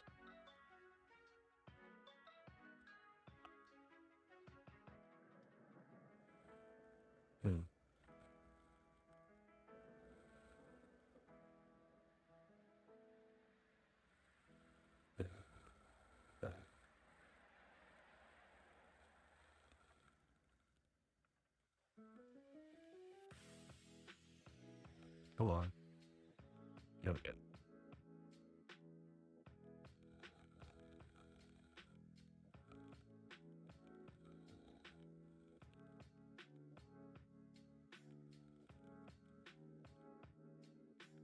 See if we can find.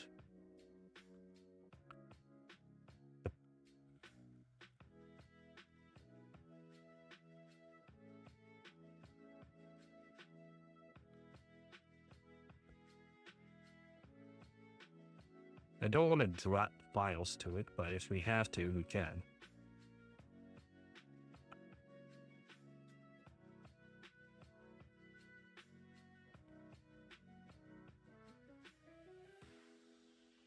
Windows PowerShell script that finds misconfiguration issues, which can lead to privilege escalation.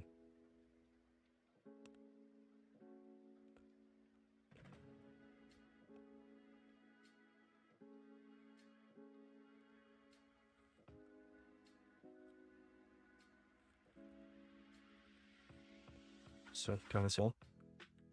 Let's go ahead and start up some Metasploit. I think we might be able to generate something that can help us here.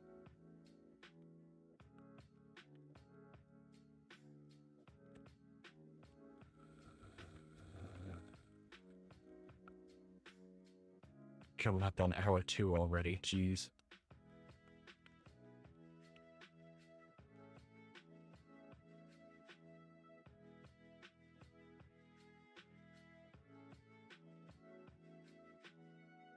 we have our reverse shell. We need privilege escalation. Droot is a post-exploit tool. Check common Windows misconfigs. Power up, sharp up, those are great.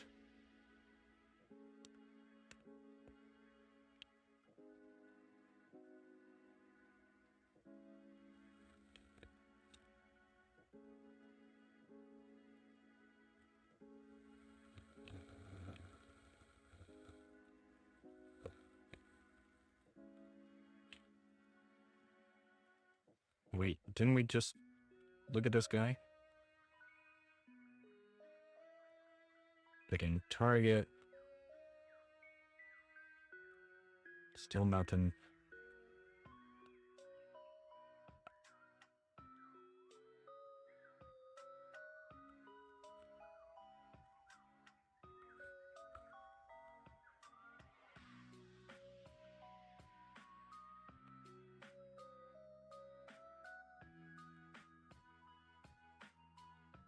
Tree of all the folders in the hard drive. We don't want to do that. Okay. Anything useful, please? Is a utility that will execute Microsoft HTML applications. And uploading files with shell, with PowerShell.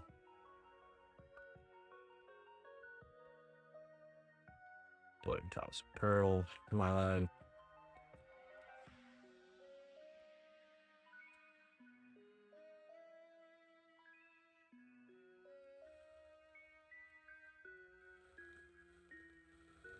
Often you can leverage PowerShell to execute a remotely hosted PowerShell script. Contains a shell dropper. Upgrade your shell with PowerShell machine.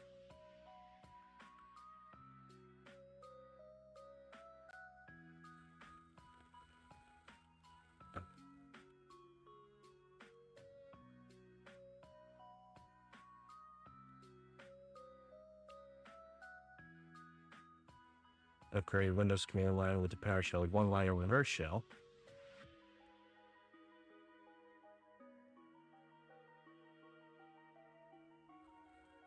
Okay, I'm getting closer. Something useful, please.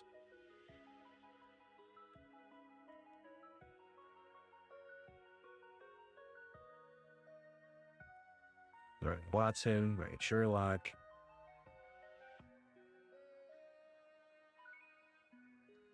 Guess it wants us to running Mimikatz.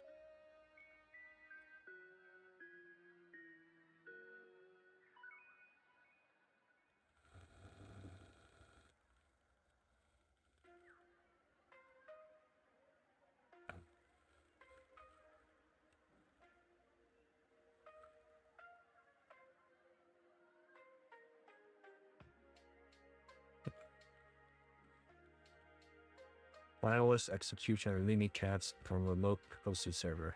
I think this is what we're going to want. It's going to invoke Mimikatz, dump creds.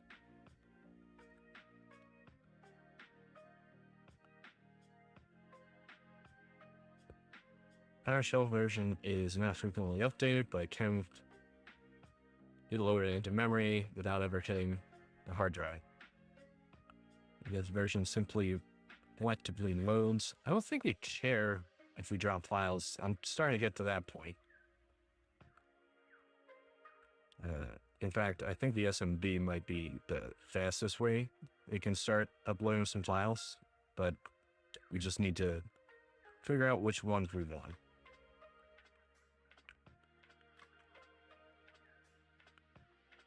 I don't think we want this. I'm tempted to move forward with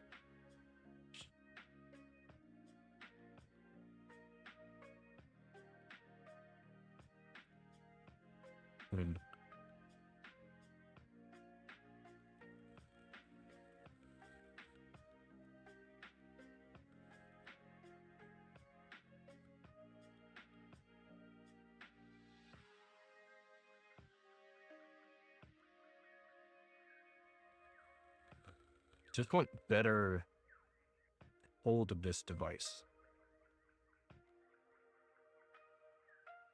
Like if I can get an interpreter session running.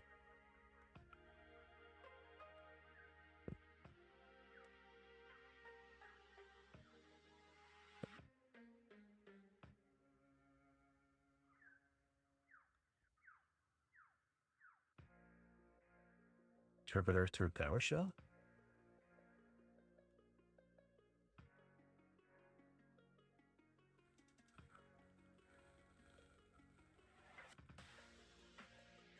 For PowerShell post-exploitation attacks, we need to establish an interpreted payload on the victim system. Okay. There's a lot of opportunities for this, including password attacks, drive-by, blah, blah, blah, blah. So we started TCP handler on local port, connect to the server. Great. From the interpreter session, you can load PowerShell extension by the name load PowerShell, execute PowerShell.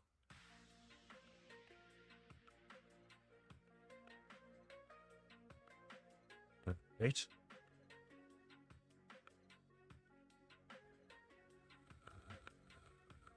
Enumerate SMB shares.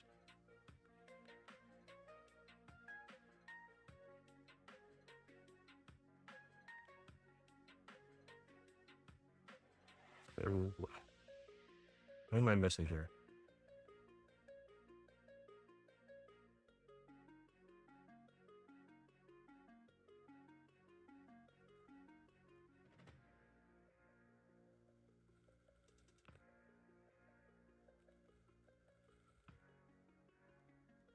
Use payload, command PowerShell interpreter, set action, run.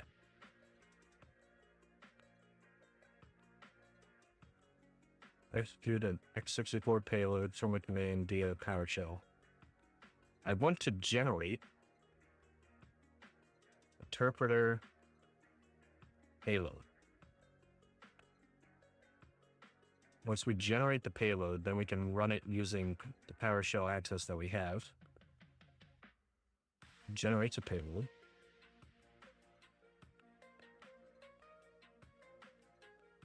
Okay.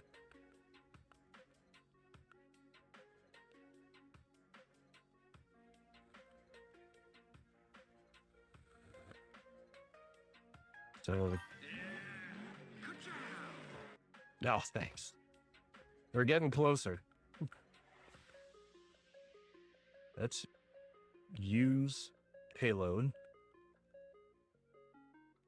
Windows, shell, bind TCP,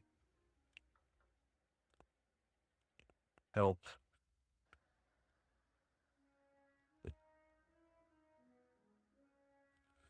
That's a lot of stuff. Show options.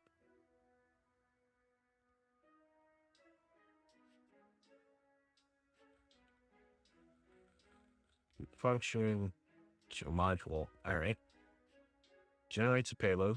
We're going to use the generate command. Open a try session with the current module, reload the current module from disk. So generate H, force encoding, characters to avoid, name of the encoder, blah, blah, blah, blah. So they just do generate. Of course, the odds of generating shellcode without any sort of tweaking are rather low. The generate -B, and uses that. Don't we have to say what we're calling back to?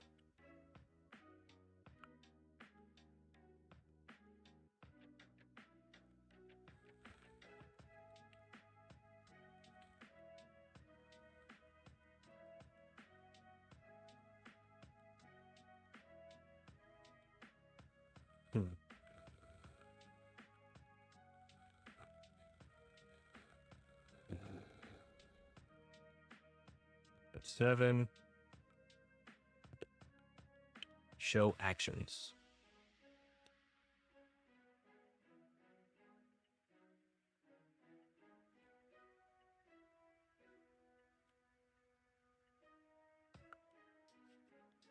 generate dash H. Alright, output format.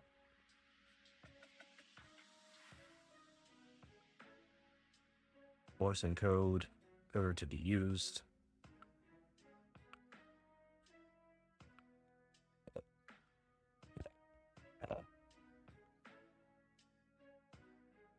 I think we encoded in base64. We should be able to just run it. So we'll do generate dash F base 64.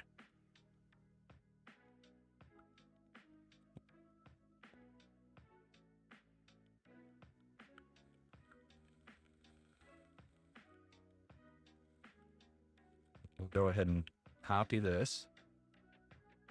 Let's go to CyberCowboy.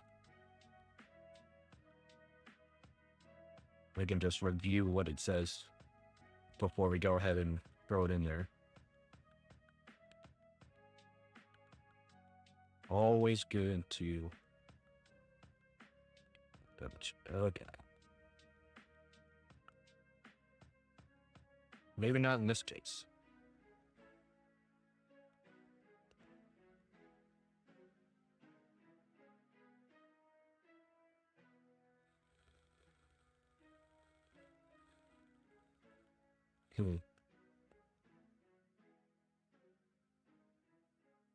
Generate interpretive payload.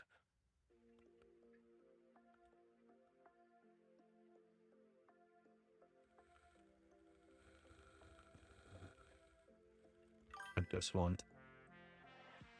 Yeah, I saw the bot.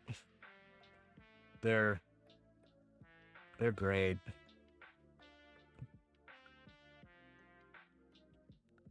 MSF Venom, that's what I was trying to think of. No, system interpreter has been told what IP address or TCP port to connect back to. Here's a trick, we can leave the L port out. That's fine.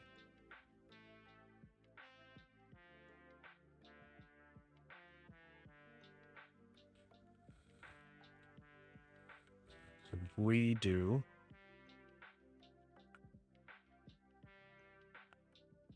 there's TCP set L host.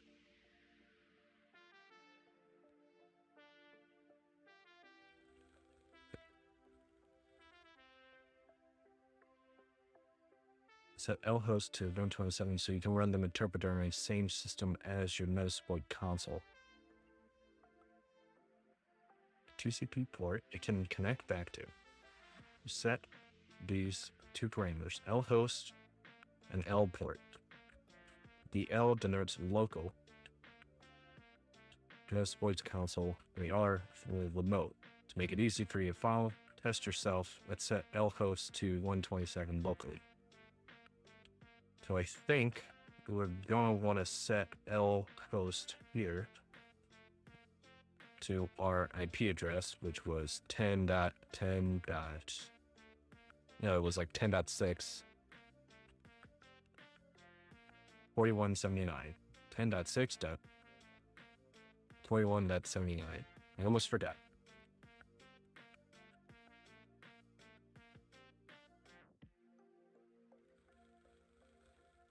You need to set out tip.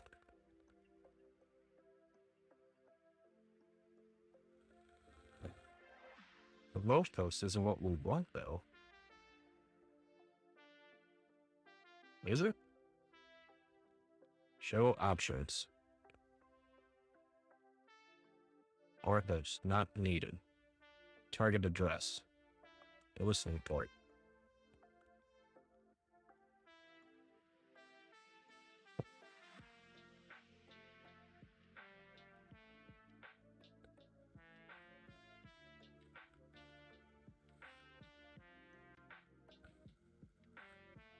Right.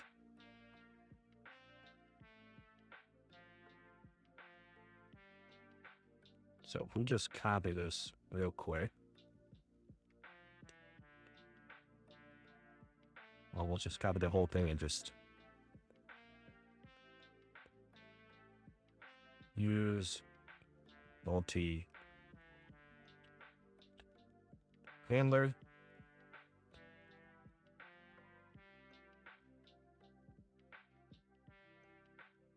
Set payload, set L host, set L port, exploit.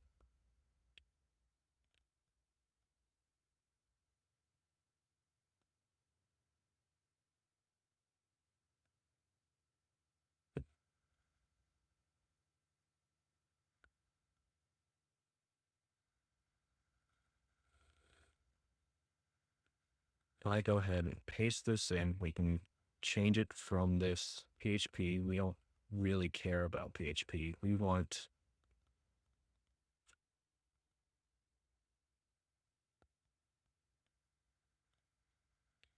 base 64. It'll need an output file. Localhost, which is at 10.6.41.79. And I accidentally made it a PHP anyways.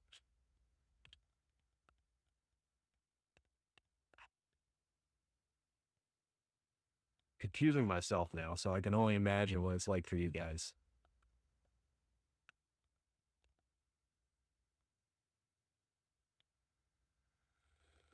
Do I look like I know what a JPEG is? I just want a picture of a gosh dang hot dog.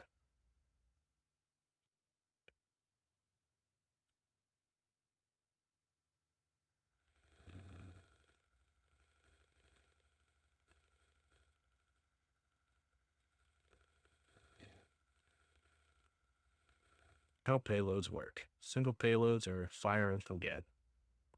Delivering stages. L host. This is the one I wanted.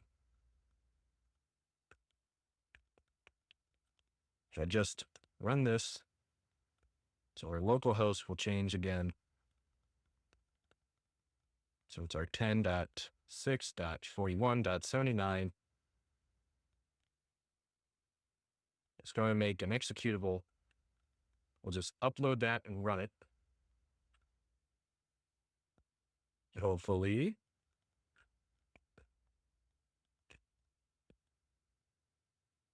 Did make our... It did not.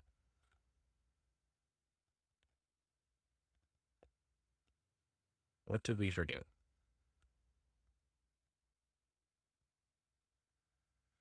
What is going on here?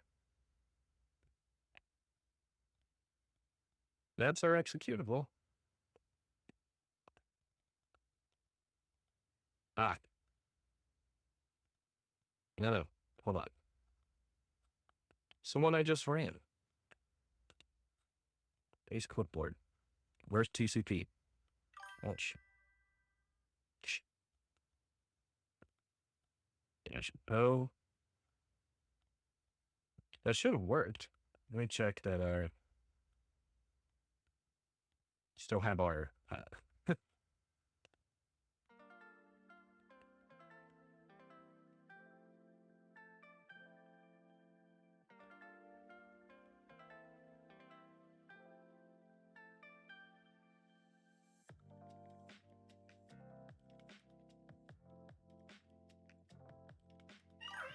There you go.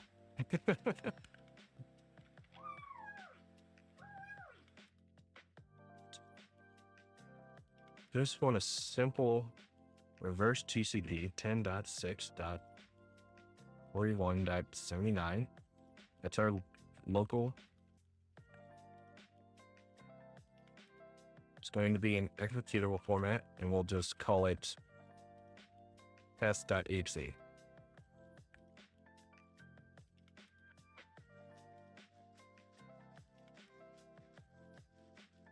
Okay, now we have our executable. We can... Oh, we lost our SND access. Please still be up and running. Yeah, we still got 44 minutes running. We were unable to connect though.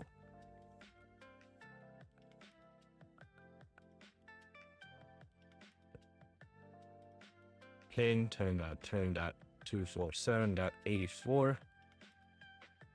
Make sure that's still getting something, you know?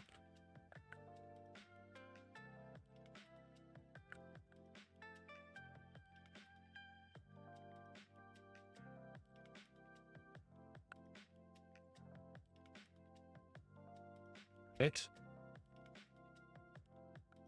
And we lost this too.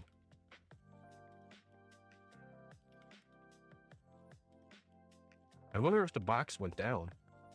I guess it went down. That'd be my only guess.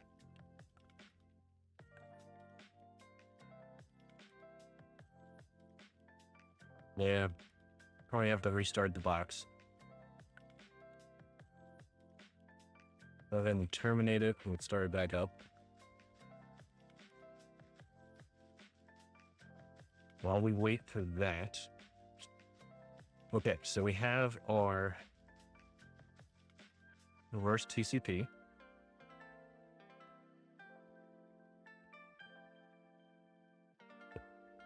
The IP address import. That's fine.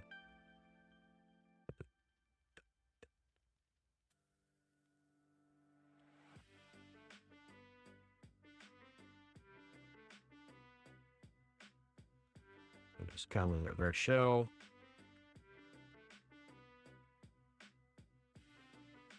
This is the IP address you want your target machine to connect to. That's us.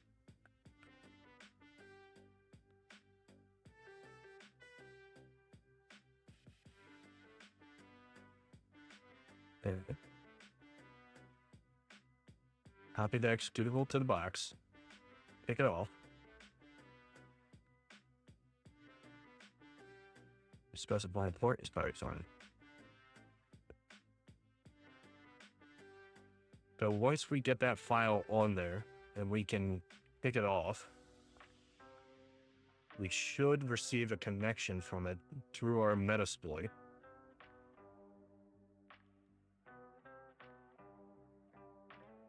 And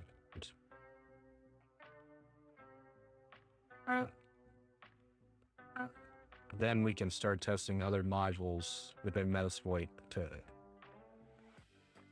kick off.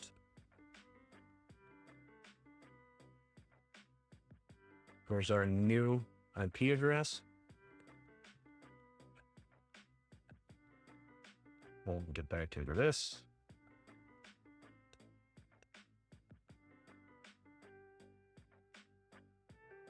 Password should still be the same. We just gotta change the IP address. So 125, 111.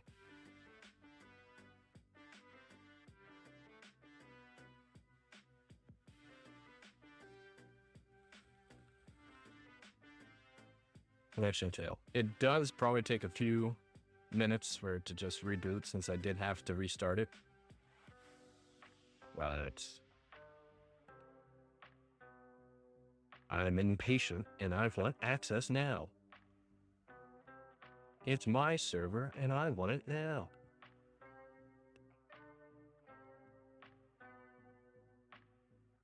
All right, what other ideas? Once we get on there, I want us to be able to, we have to redo our script too, so we can get our PowerShell executed. The good thing is, I don't think we need to change our script here. Yeah, you should be good. All right. Get in our SMB share. There's our purge data. And go ahead and say, put our version of the purge data in there. That should kick off. Then we'll gain access here. And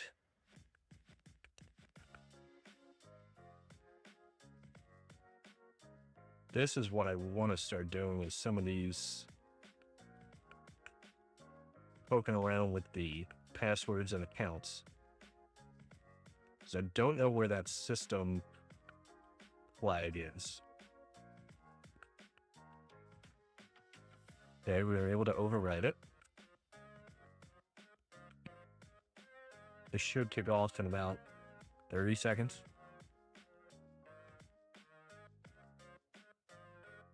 while we wait for that, I think we can also upload our executable test.exe. So we'll just say put test.exe. And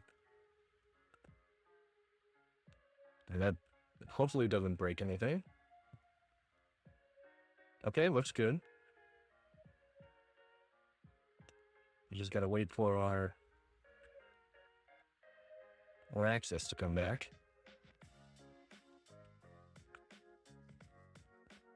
Ah.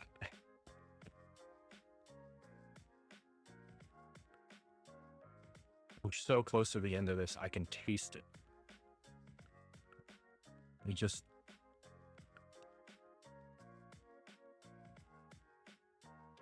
gotta get some more privilege. And maybe poke around a bit more.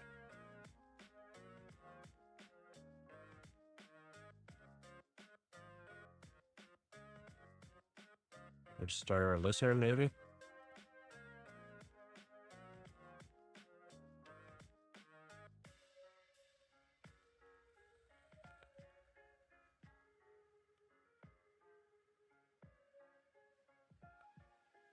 Favorite commands is fine. I want that. Make sure we're doing this correctly.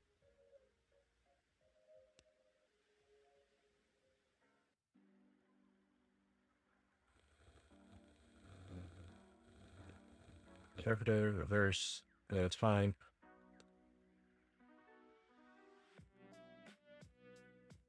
You use the multi-handler, set payload,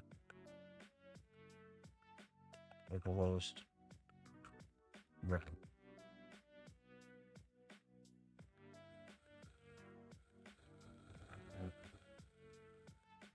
We can go ahead and do this, I suppose.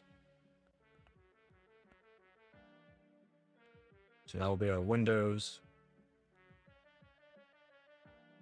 interpreter reverse TCP.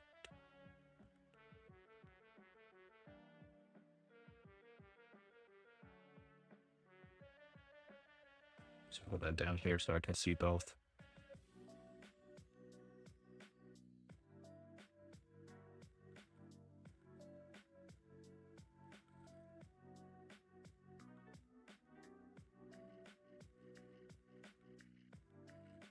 Windows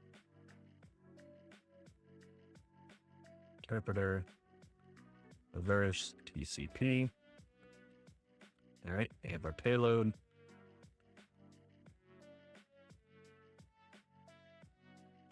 Then we want to set L host, which is our local host, to the 10.6.1.79.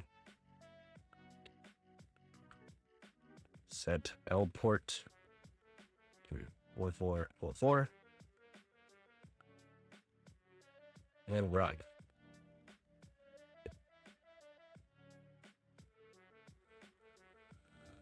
So that's starting with that.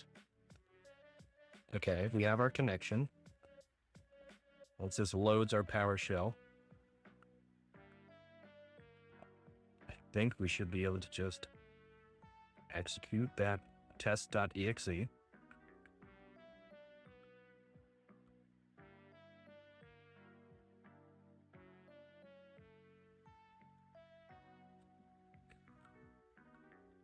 make sure PowerShell run exe. It should just be like /exe. Yeah, / or on it. Just needed a sanity check there.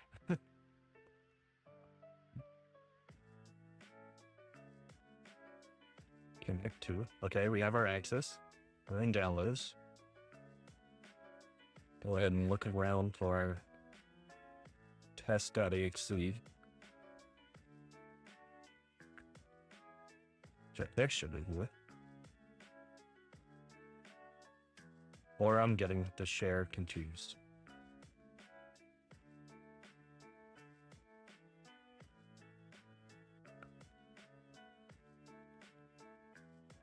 I'm getting the share confused.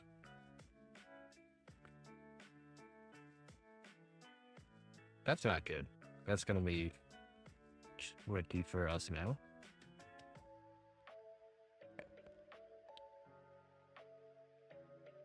Okay.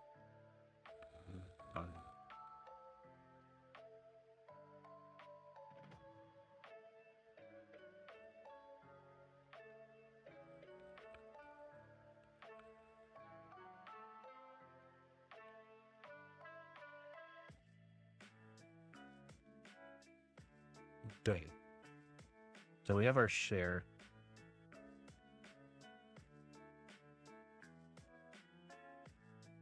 God, this is embarrassing. PowerShell.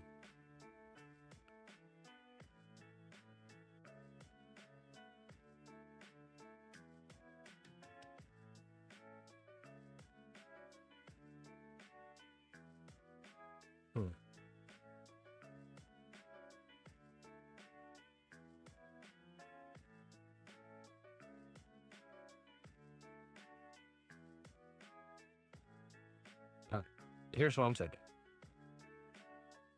Since the SMB is getting me confused. ls here.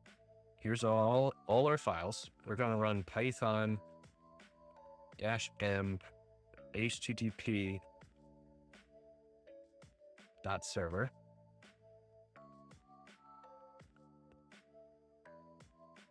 So now that's hosting all our files locally.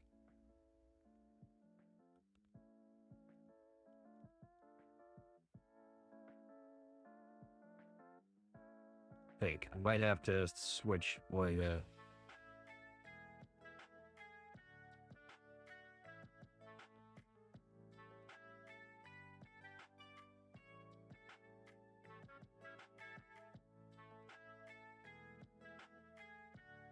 but it's probably fine. So now we can look PowerShell download file command.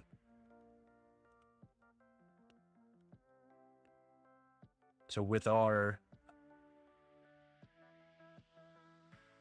access to PowerShell, we're going to use the Python web server to download our test file, .exe.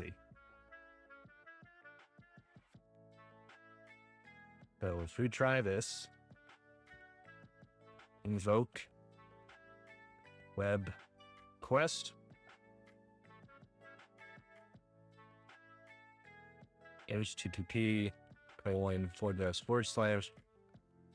and .6.41.79 on port 8000.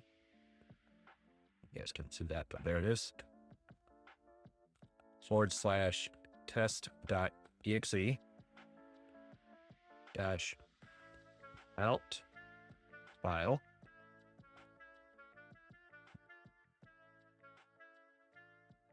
And let's just write the whole thing so we know exactly where we're going. Users, enterprise, security, downloads. Oh, yeah, test.exe. And now we go to our little Python thing. Hopefully we get a call.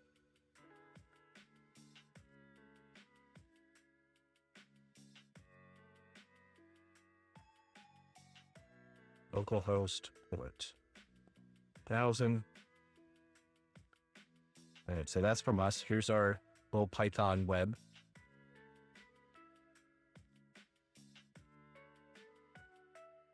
Yep. cd downloads. Now we can list. There's our test. Okay. So now if we run test.exe,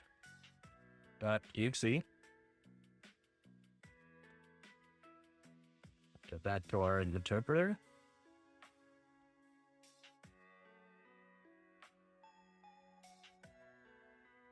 Oh. Okay, I think we got it.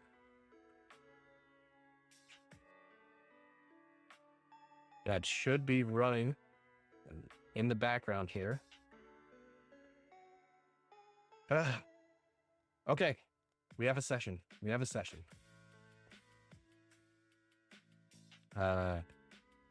Session.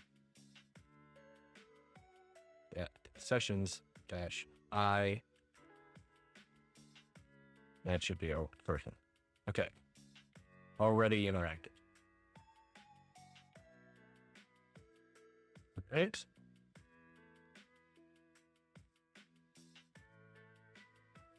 Okay, so now we have a sweet.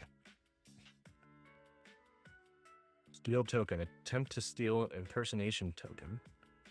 Get UID, get PID. ARP. Solve. Hold.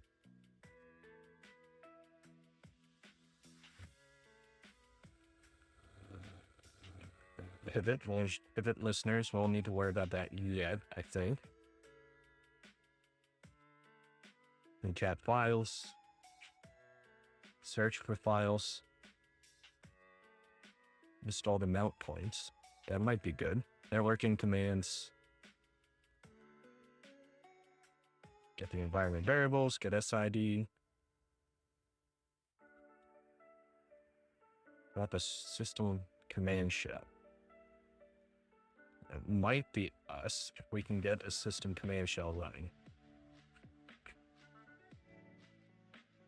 Elevate commands. Attempt to elevate your privileges to that of a local system. Let's try get system.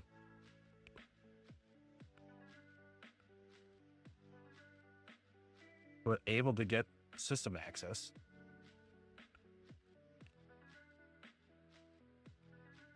So right now it's just automatically running through something that it does.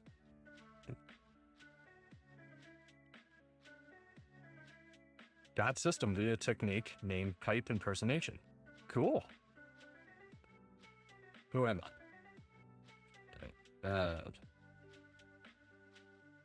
So we have system access now.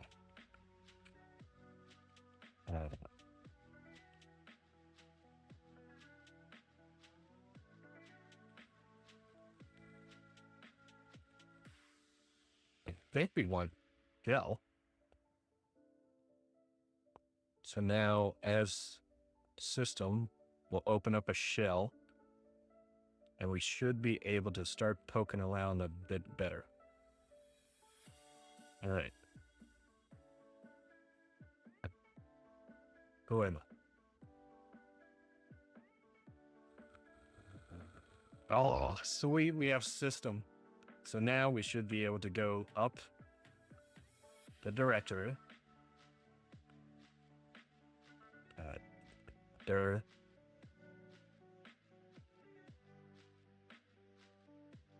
getting to administrator. Yep. We want dir again. Ooh, we can see all the directories now. Come on, desktop.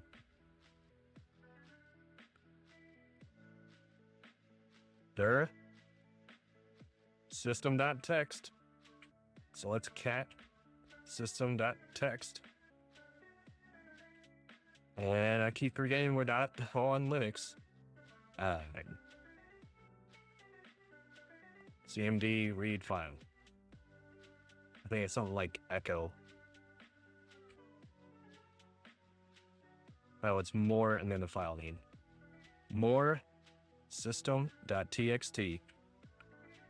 Come on, give us the flag. There we go. All right.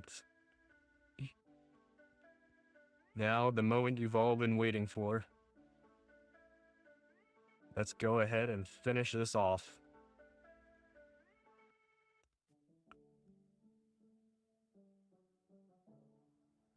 Boom. We did it. We were able to get in and gain access and get root and get system and find both the flags. Oh, man. That took a while. But we did it.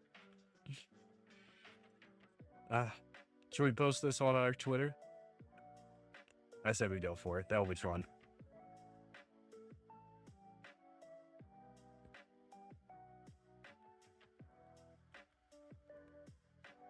We did it.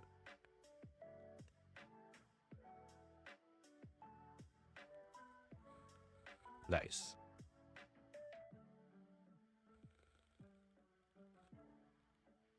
All right. How long have we been streaming? 2.5 hours? And we had 9 minutes to spare. Piece of cake, really. All right. So let's review how we did everything. First, we did our Nmap scan. With the Nmap scan, we saw that there was a Redis server. With the Redis server, we were able to trick that to execute some system calls. With those system calls, we used it to try and connect back to us, posting our own SMB.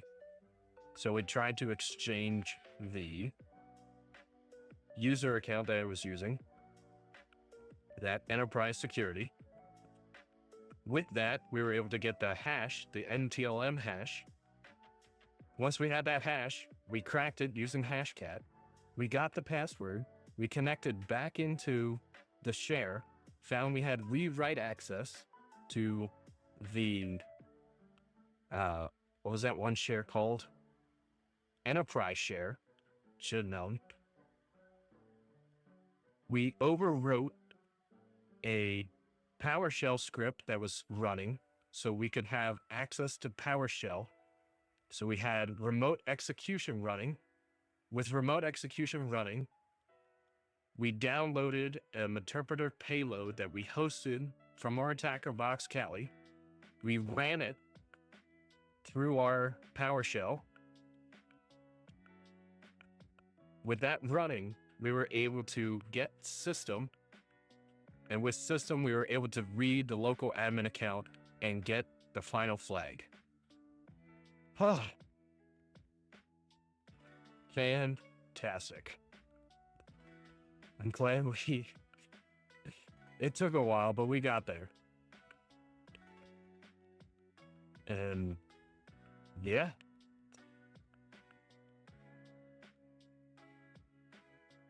Do we dare start up another CTF?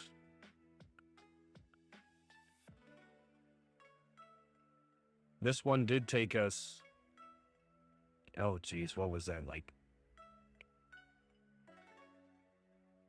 2 weeks? A week and a half? Yeah, I'd say it took 3 days at like 3 hours each. I did find this CTF, which might be fun, called the London Bridge. 60 minutes. Yeah, sure. Sure, pal. The London Bridge is falling down. Falling down, falling down. Classic boot to root CTF style room. Make sure you get all the flags. This room will take up to 5 minutes to fully boot.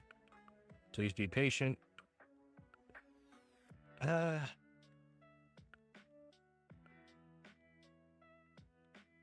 Let's go ahead and do it.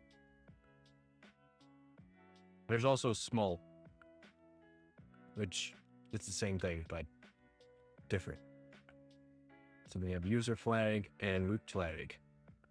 At the heart of Small is a WordPress website, a common target due to its extensive plugin ecosystem. The machine showcases a publicly known vulnerable plugin, highlighting the risk of neglecting software updates and security patches. Enhancing the learning experience, Small introduces backdoor plugin, emphasizing the significance of meticulous code inspection before integrating third-party components. This sounds like what we should jump into.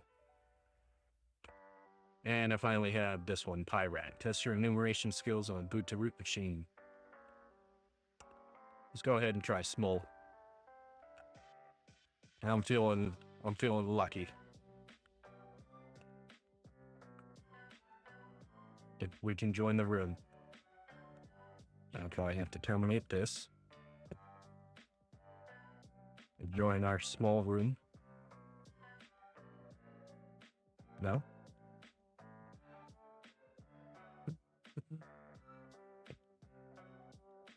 I also make sure stream can still see me. All right, good.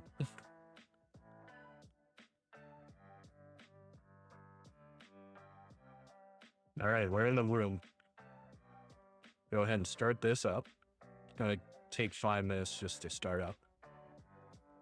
While we wait on that, let's clean up some of our notes and make a new directory for our new CTF we're gonna work on.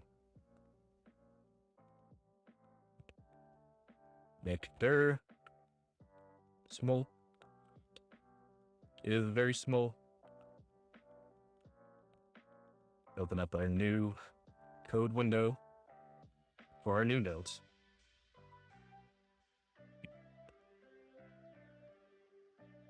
What was that? This one.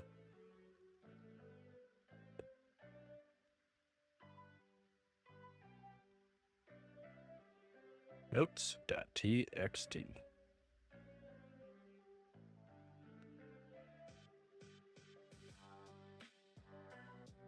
You can go ahead and close out of that. You can close out of this. And close out of that.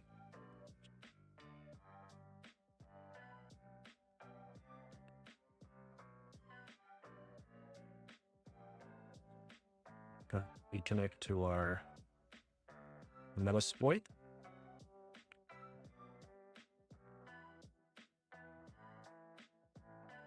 Probably should have kept that one open.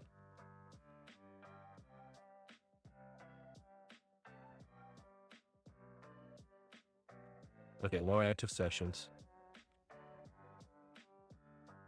Let's get back to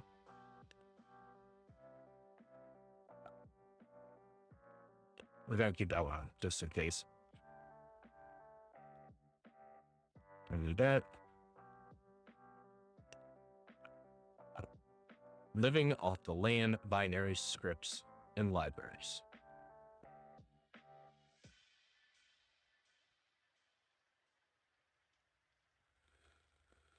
So I'd love to get some practice in here. I don't know if we're going to be doing that today, though.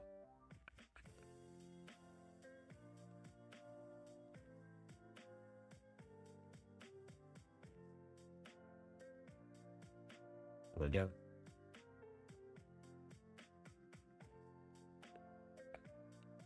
Should we use exploit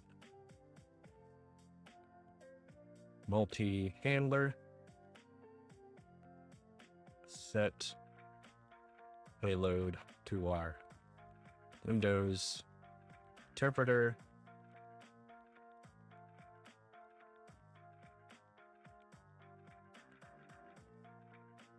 Verse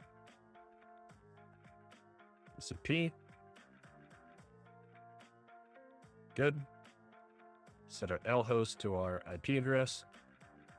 I get spell 10.6.41.79. Set L port 1, 2, 3, 4. 4 floors.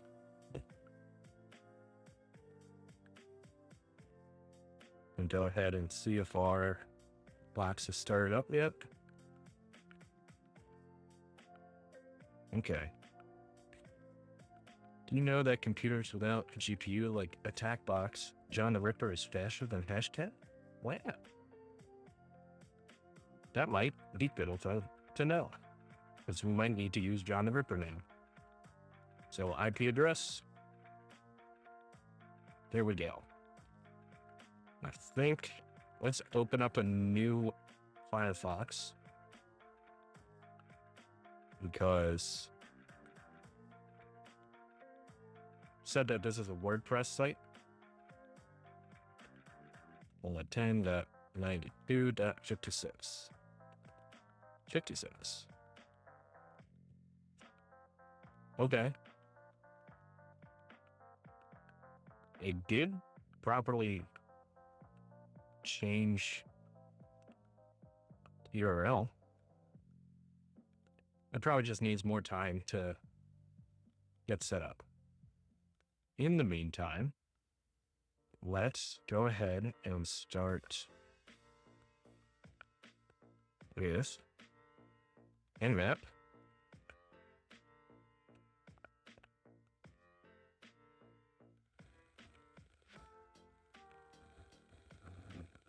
This will be our 10.10.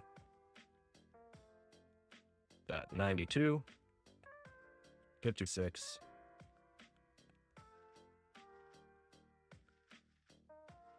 And an output file.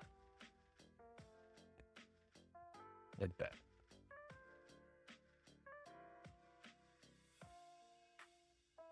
Yeah, I did. Thank you.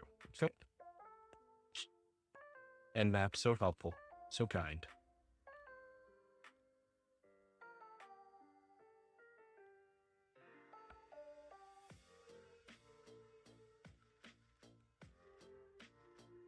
So with this,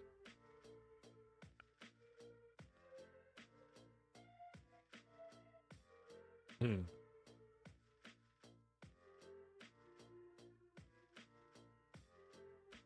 go ahead and bring up our exploit DB.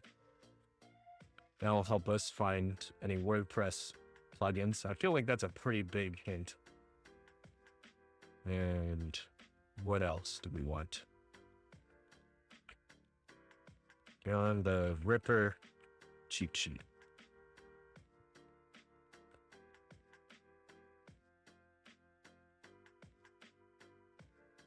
Cool. I had a friend that actually used to print out all the cheat sheets and have them at their desk. Well, just work already.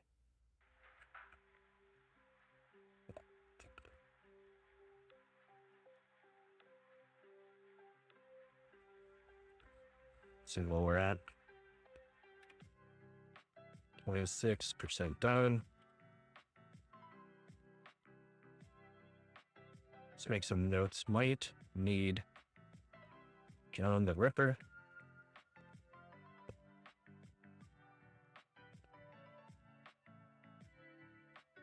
Hint was vulnerable WordPress. No, WordPress plugin.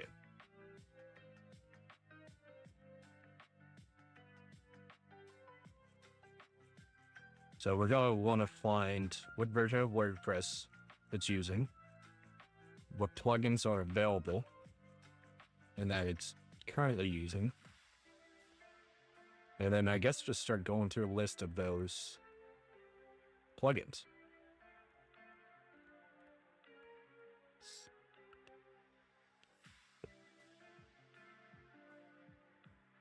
We have our handler set up here. So we want to try and use our Metasploit later.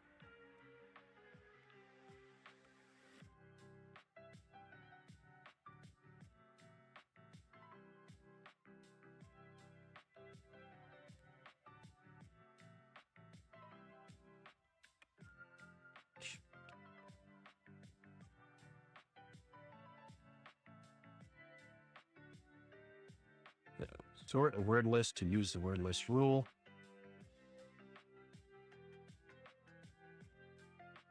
Generate candidate passwords with slow hashes.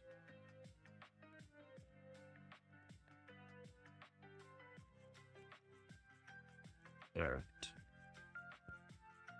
Simple rule in John. Convert to lowercase. We don't care. Nope.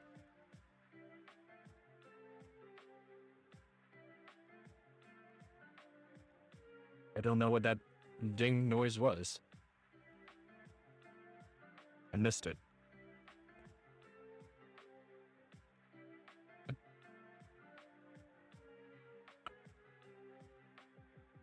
Would someone subscribe?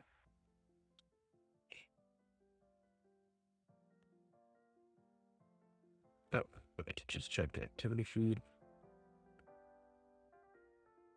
Nope, I'm not seeing anything. Maybe that was just a delayed reaction.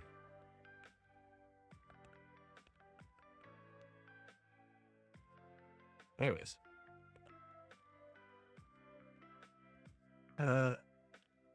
So this seems to be more about abusing the word lists, display guesses, hidden options, rules.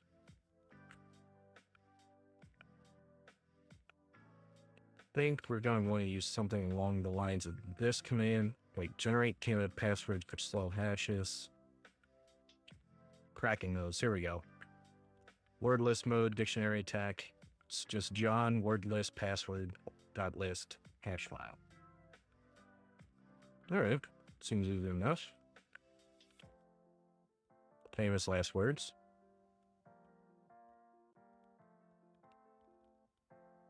Let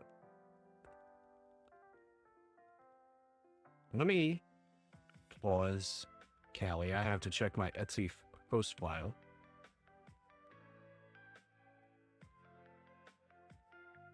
Okay.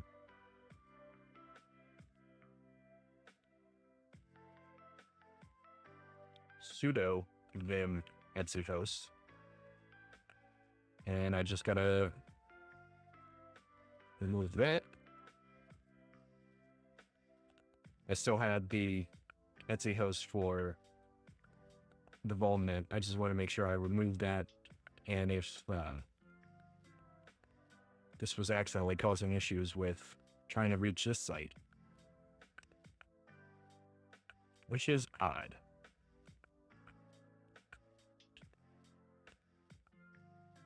Well, maybe our nmap scale will give us some better details.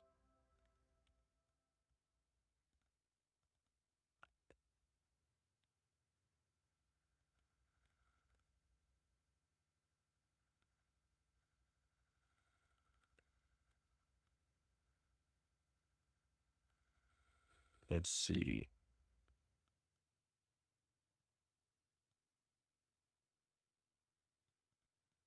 Environment, scripts, activate.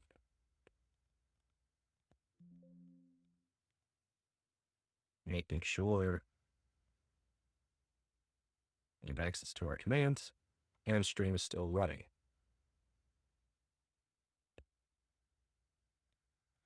Can you hear me, chat? Or did my internet die? Let me go check.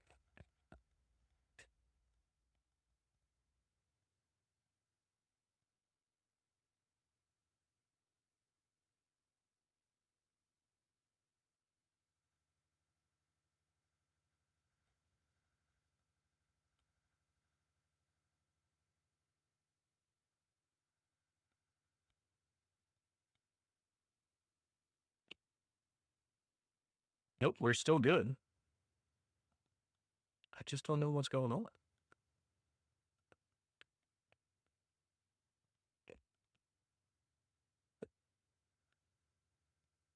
At least let's try our...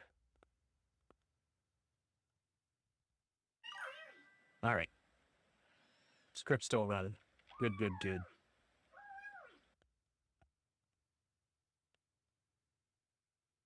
%83.19%.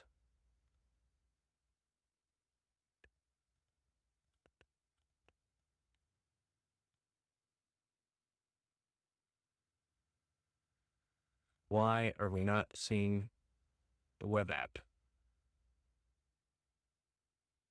Oh.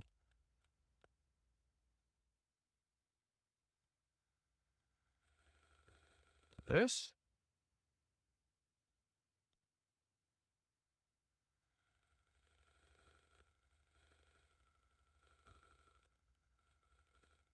No?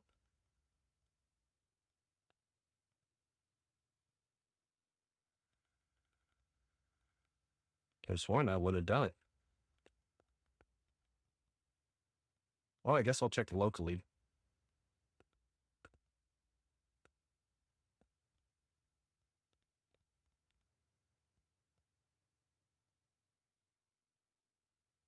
No.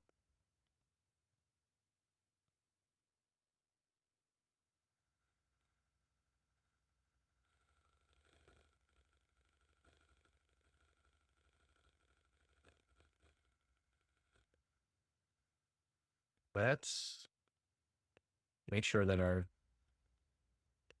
VPN command is still running. Yeah. Are we able to access 10.10.10.10? Okay. Oh, but we'll have access now. Let's try and refresh that.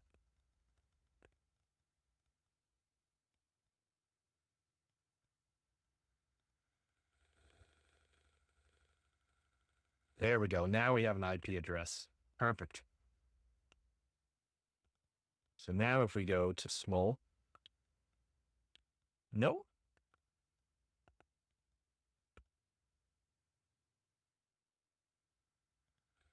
That's our new IP we're trying to get to, right? Oh, no, it's 10.92.56. Having trouble finding that site. Weird. We have access. It should be connected.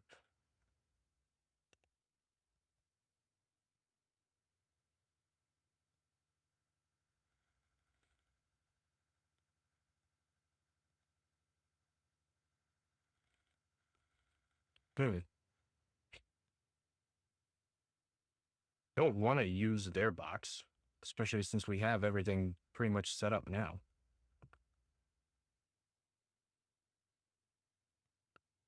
I wonder if I have to switch the host file again, which I don't mind doing, but it's just weird that it doesn't want to just work. So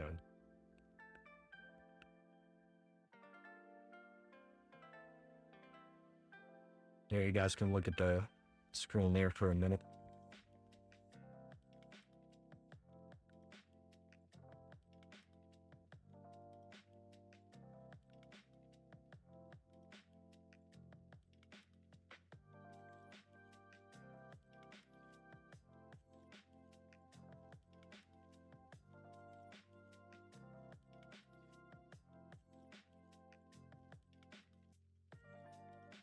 Swole.thm.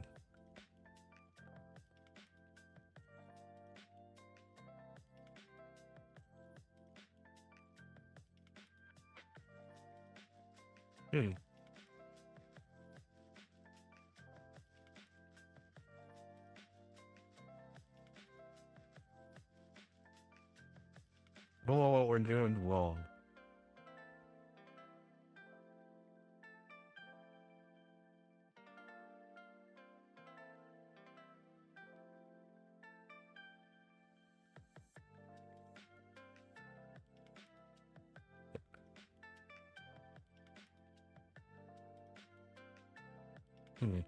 Here's what's been.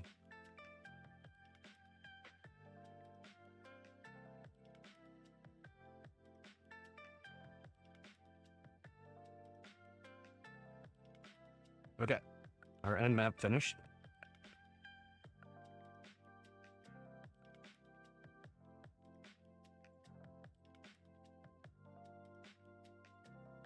That's it?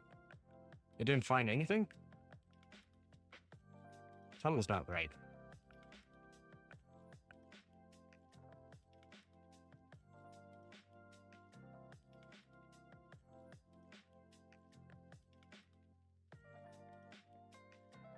Let's just do the interface to... Oh, shoot. While we were messing around trying to get access to it.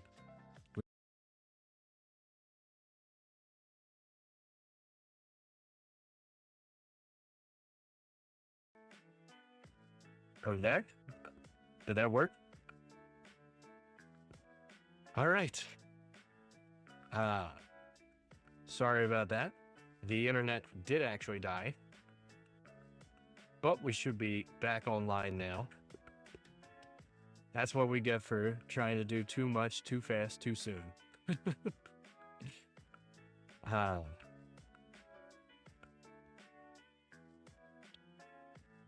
We can either stop here and pick up where we left off tomorrow, which I think might be what we're doing. But we'll give it one more shot. Or maybe not. I think this is where we'd call it. But yeah, the good news is we were able to properly finish VulnNet, and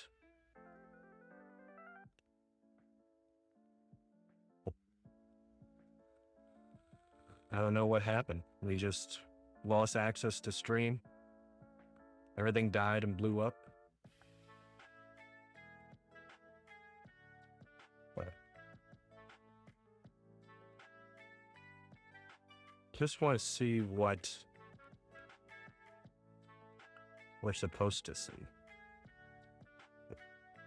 And if this doesn't work, we're definitely calling it.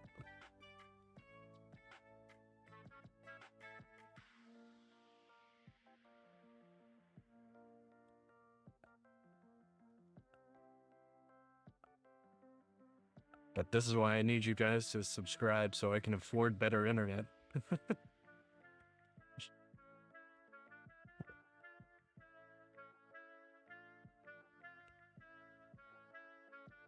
Okay, so even their things having problems.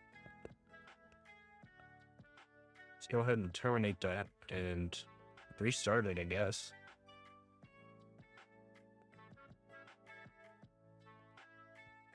I'm not giving up. I still want to keep going and get through this.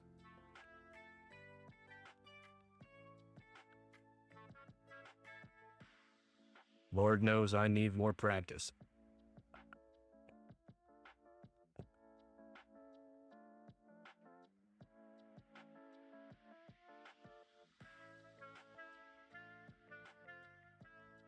But I appreciate you guys sticking with me and rejoining.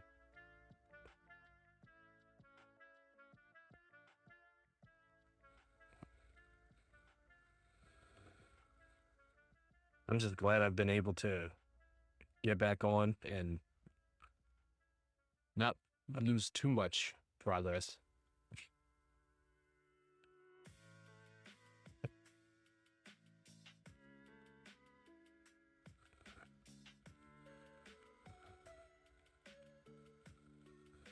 Three seconds.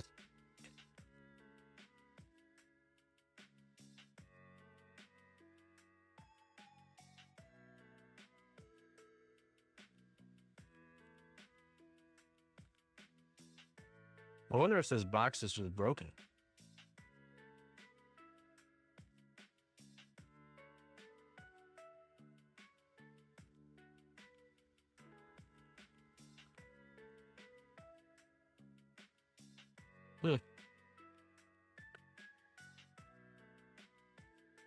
Hey, the box is broken.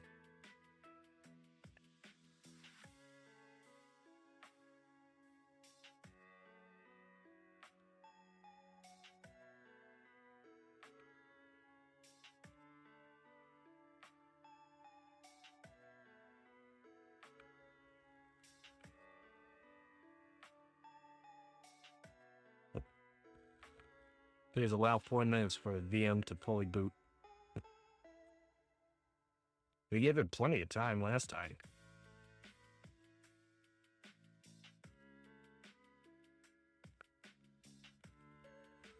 So inventory Cali.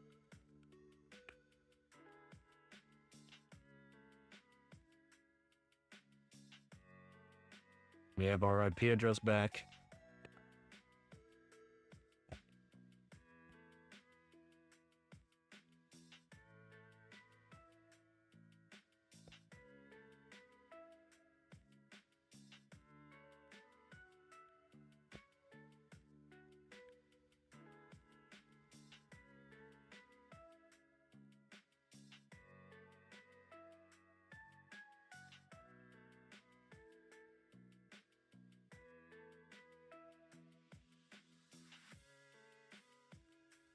Don't let it.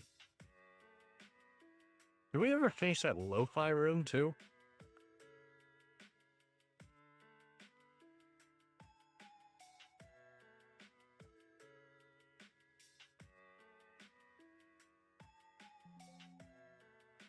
Might be able to switch back to that, and just want to get one more CTF under my belt, you know?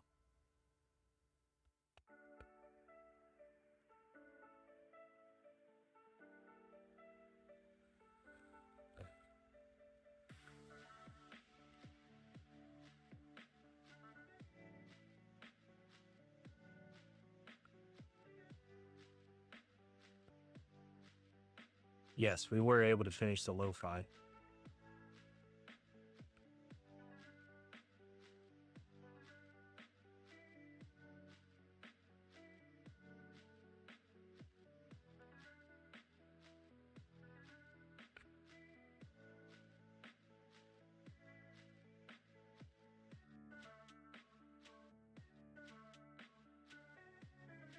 It's been 5 minutes.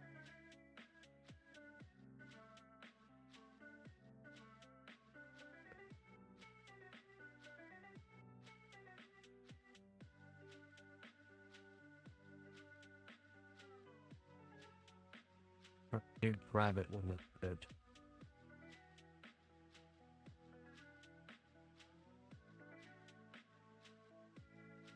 Still no help.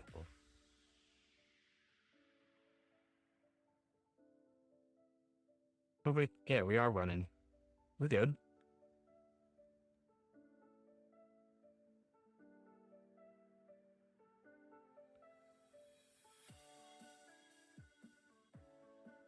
Let's just try an nmap against it.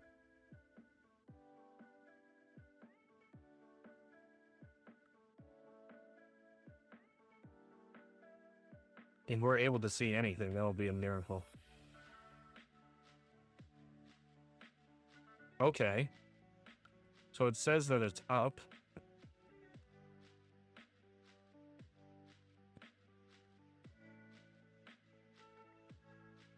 We just can't see it. Curl.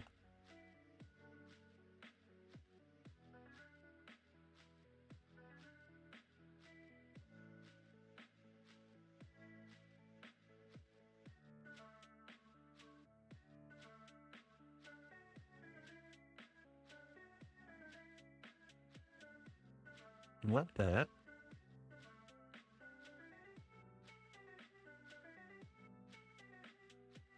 Curl website.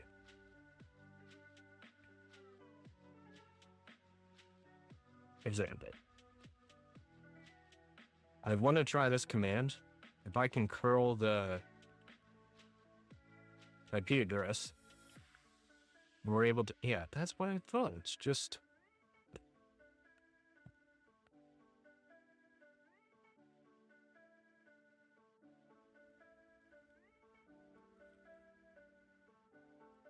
Now she was used to save the results. Because if we do curl google.com, we actually get something. And when we curl this IP address,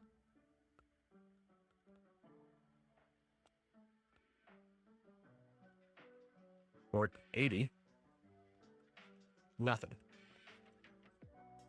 Still nothing. But nmap clearly says it's open.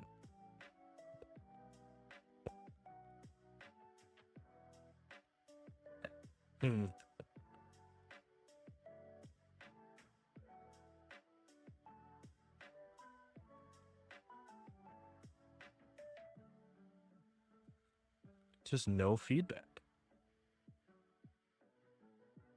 Which I think means this room's broken. And on that disappointing note, I think we're gonna call it. So, thanks for joining. Thanks for rejoining. I think we're going to call it there. Make sure to like, comment, subscribe, and yell at me for whatever I messed up here. And hopefully I'll be back on tomorrow, and we'll try that London Bridges. In the meantime, I'm going to submit a ticket to TryHackMe and let them know that that room might be broken. All right, everyone. Have a great day, and I'll see you next time. All right, bye.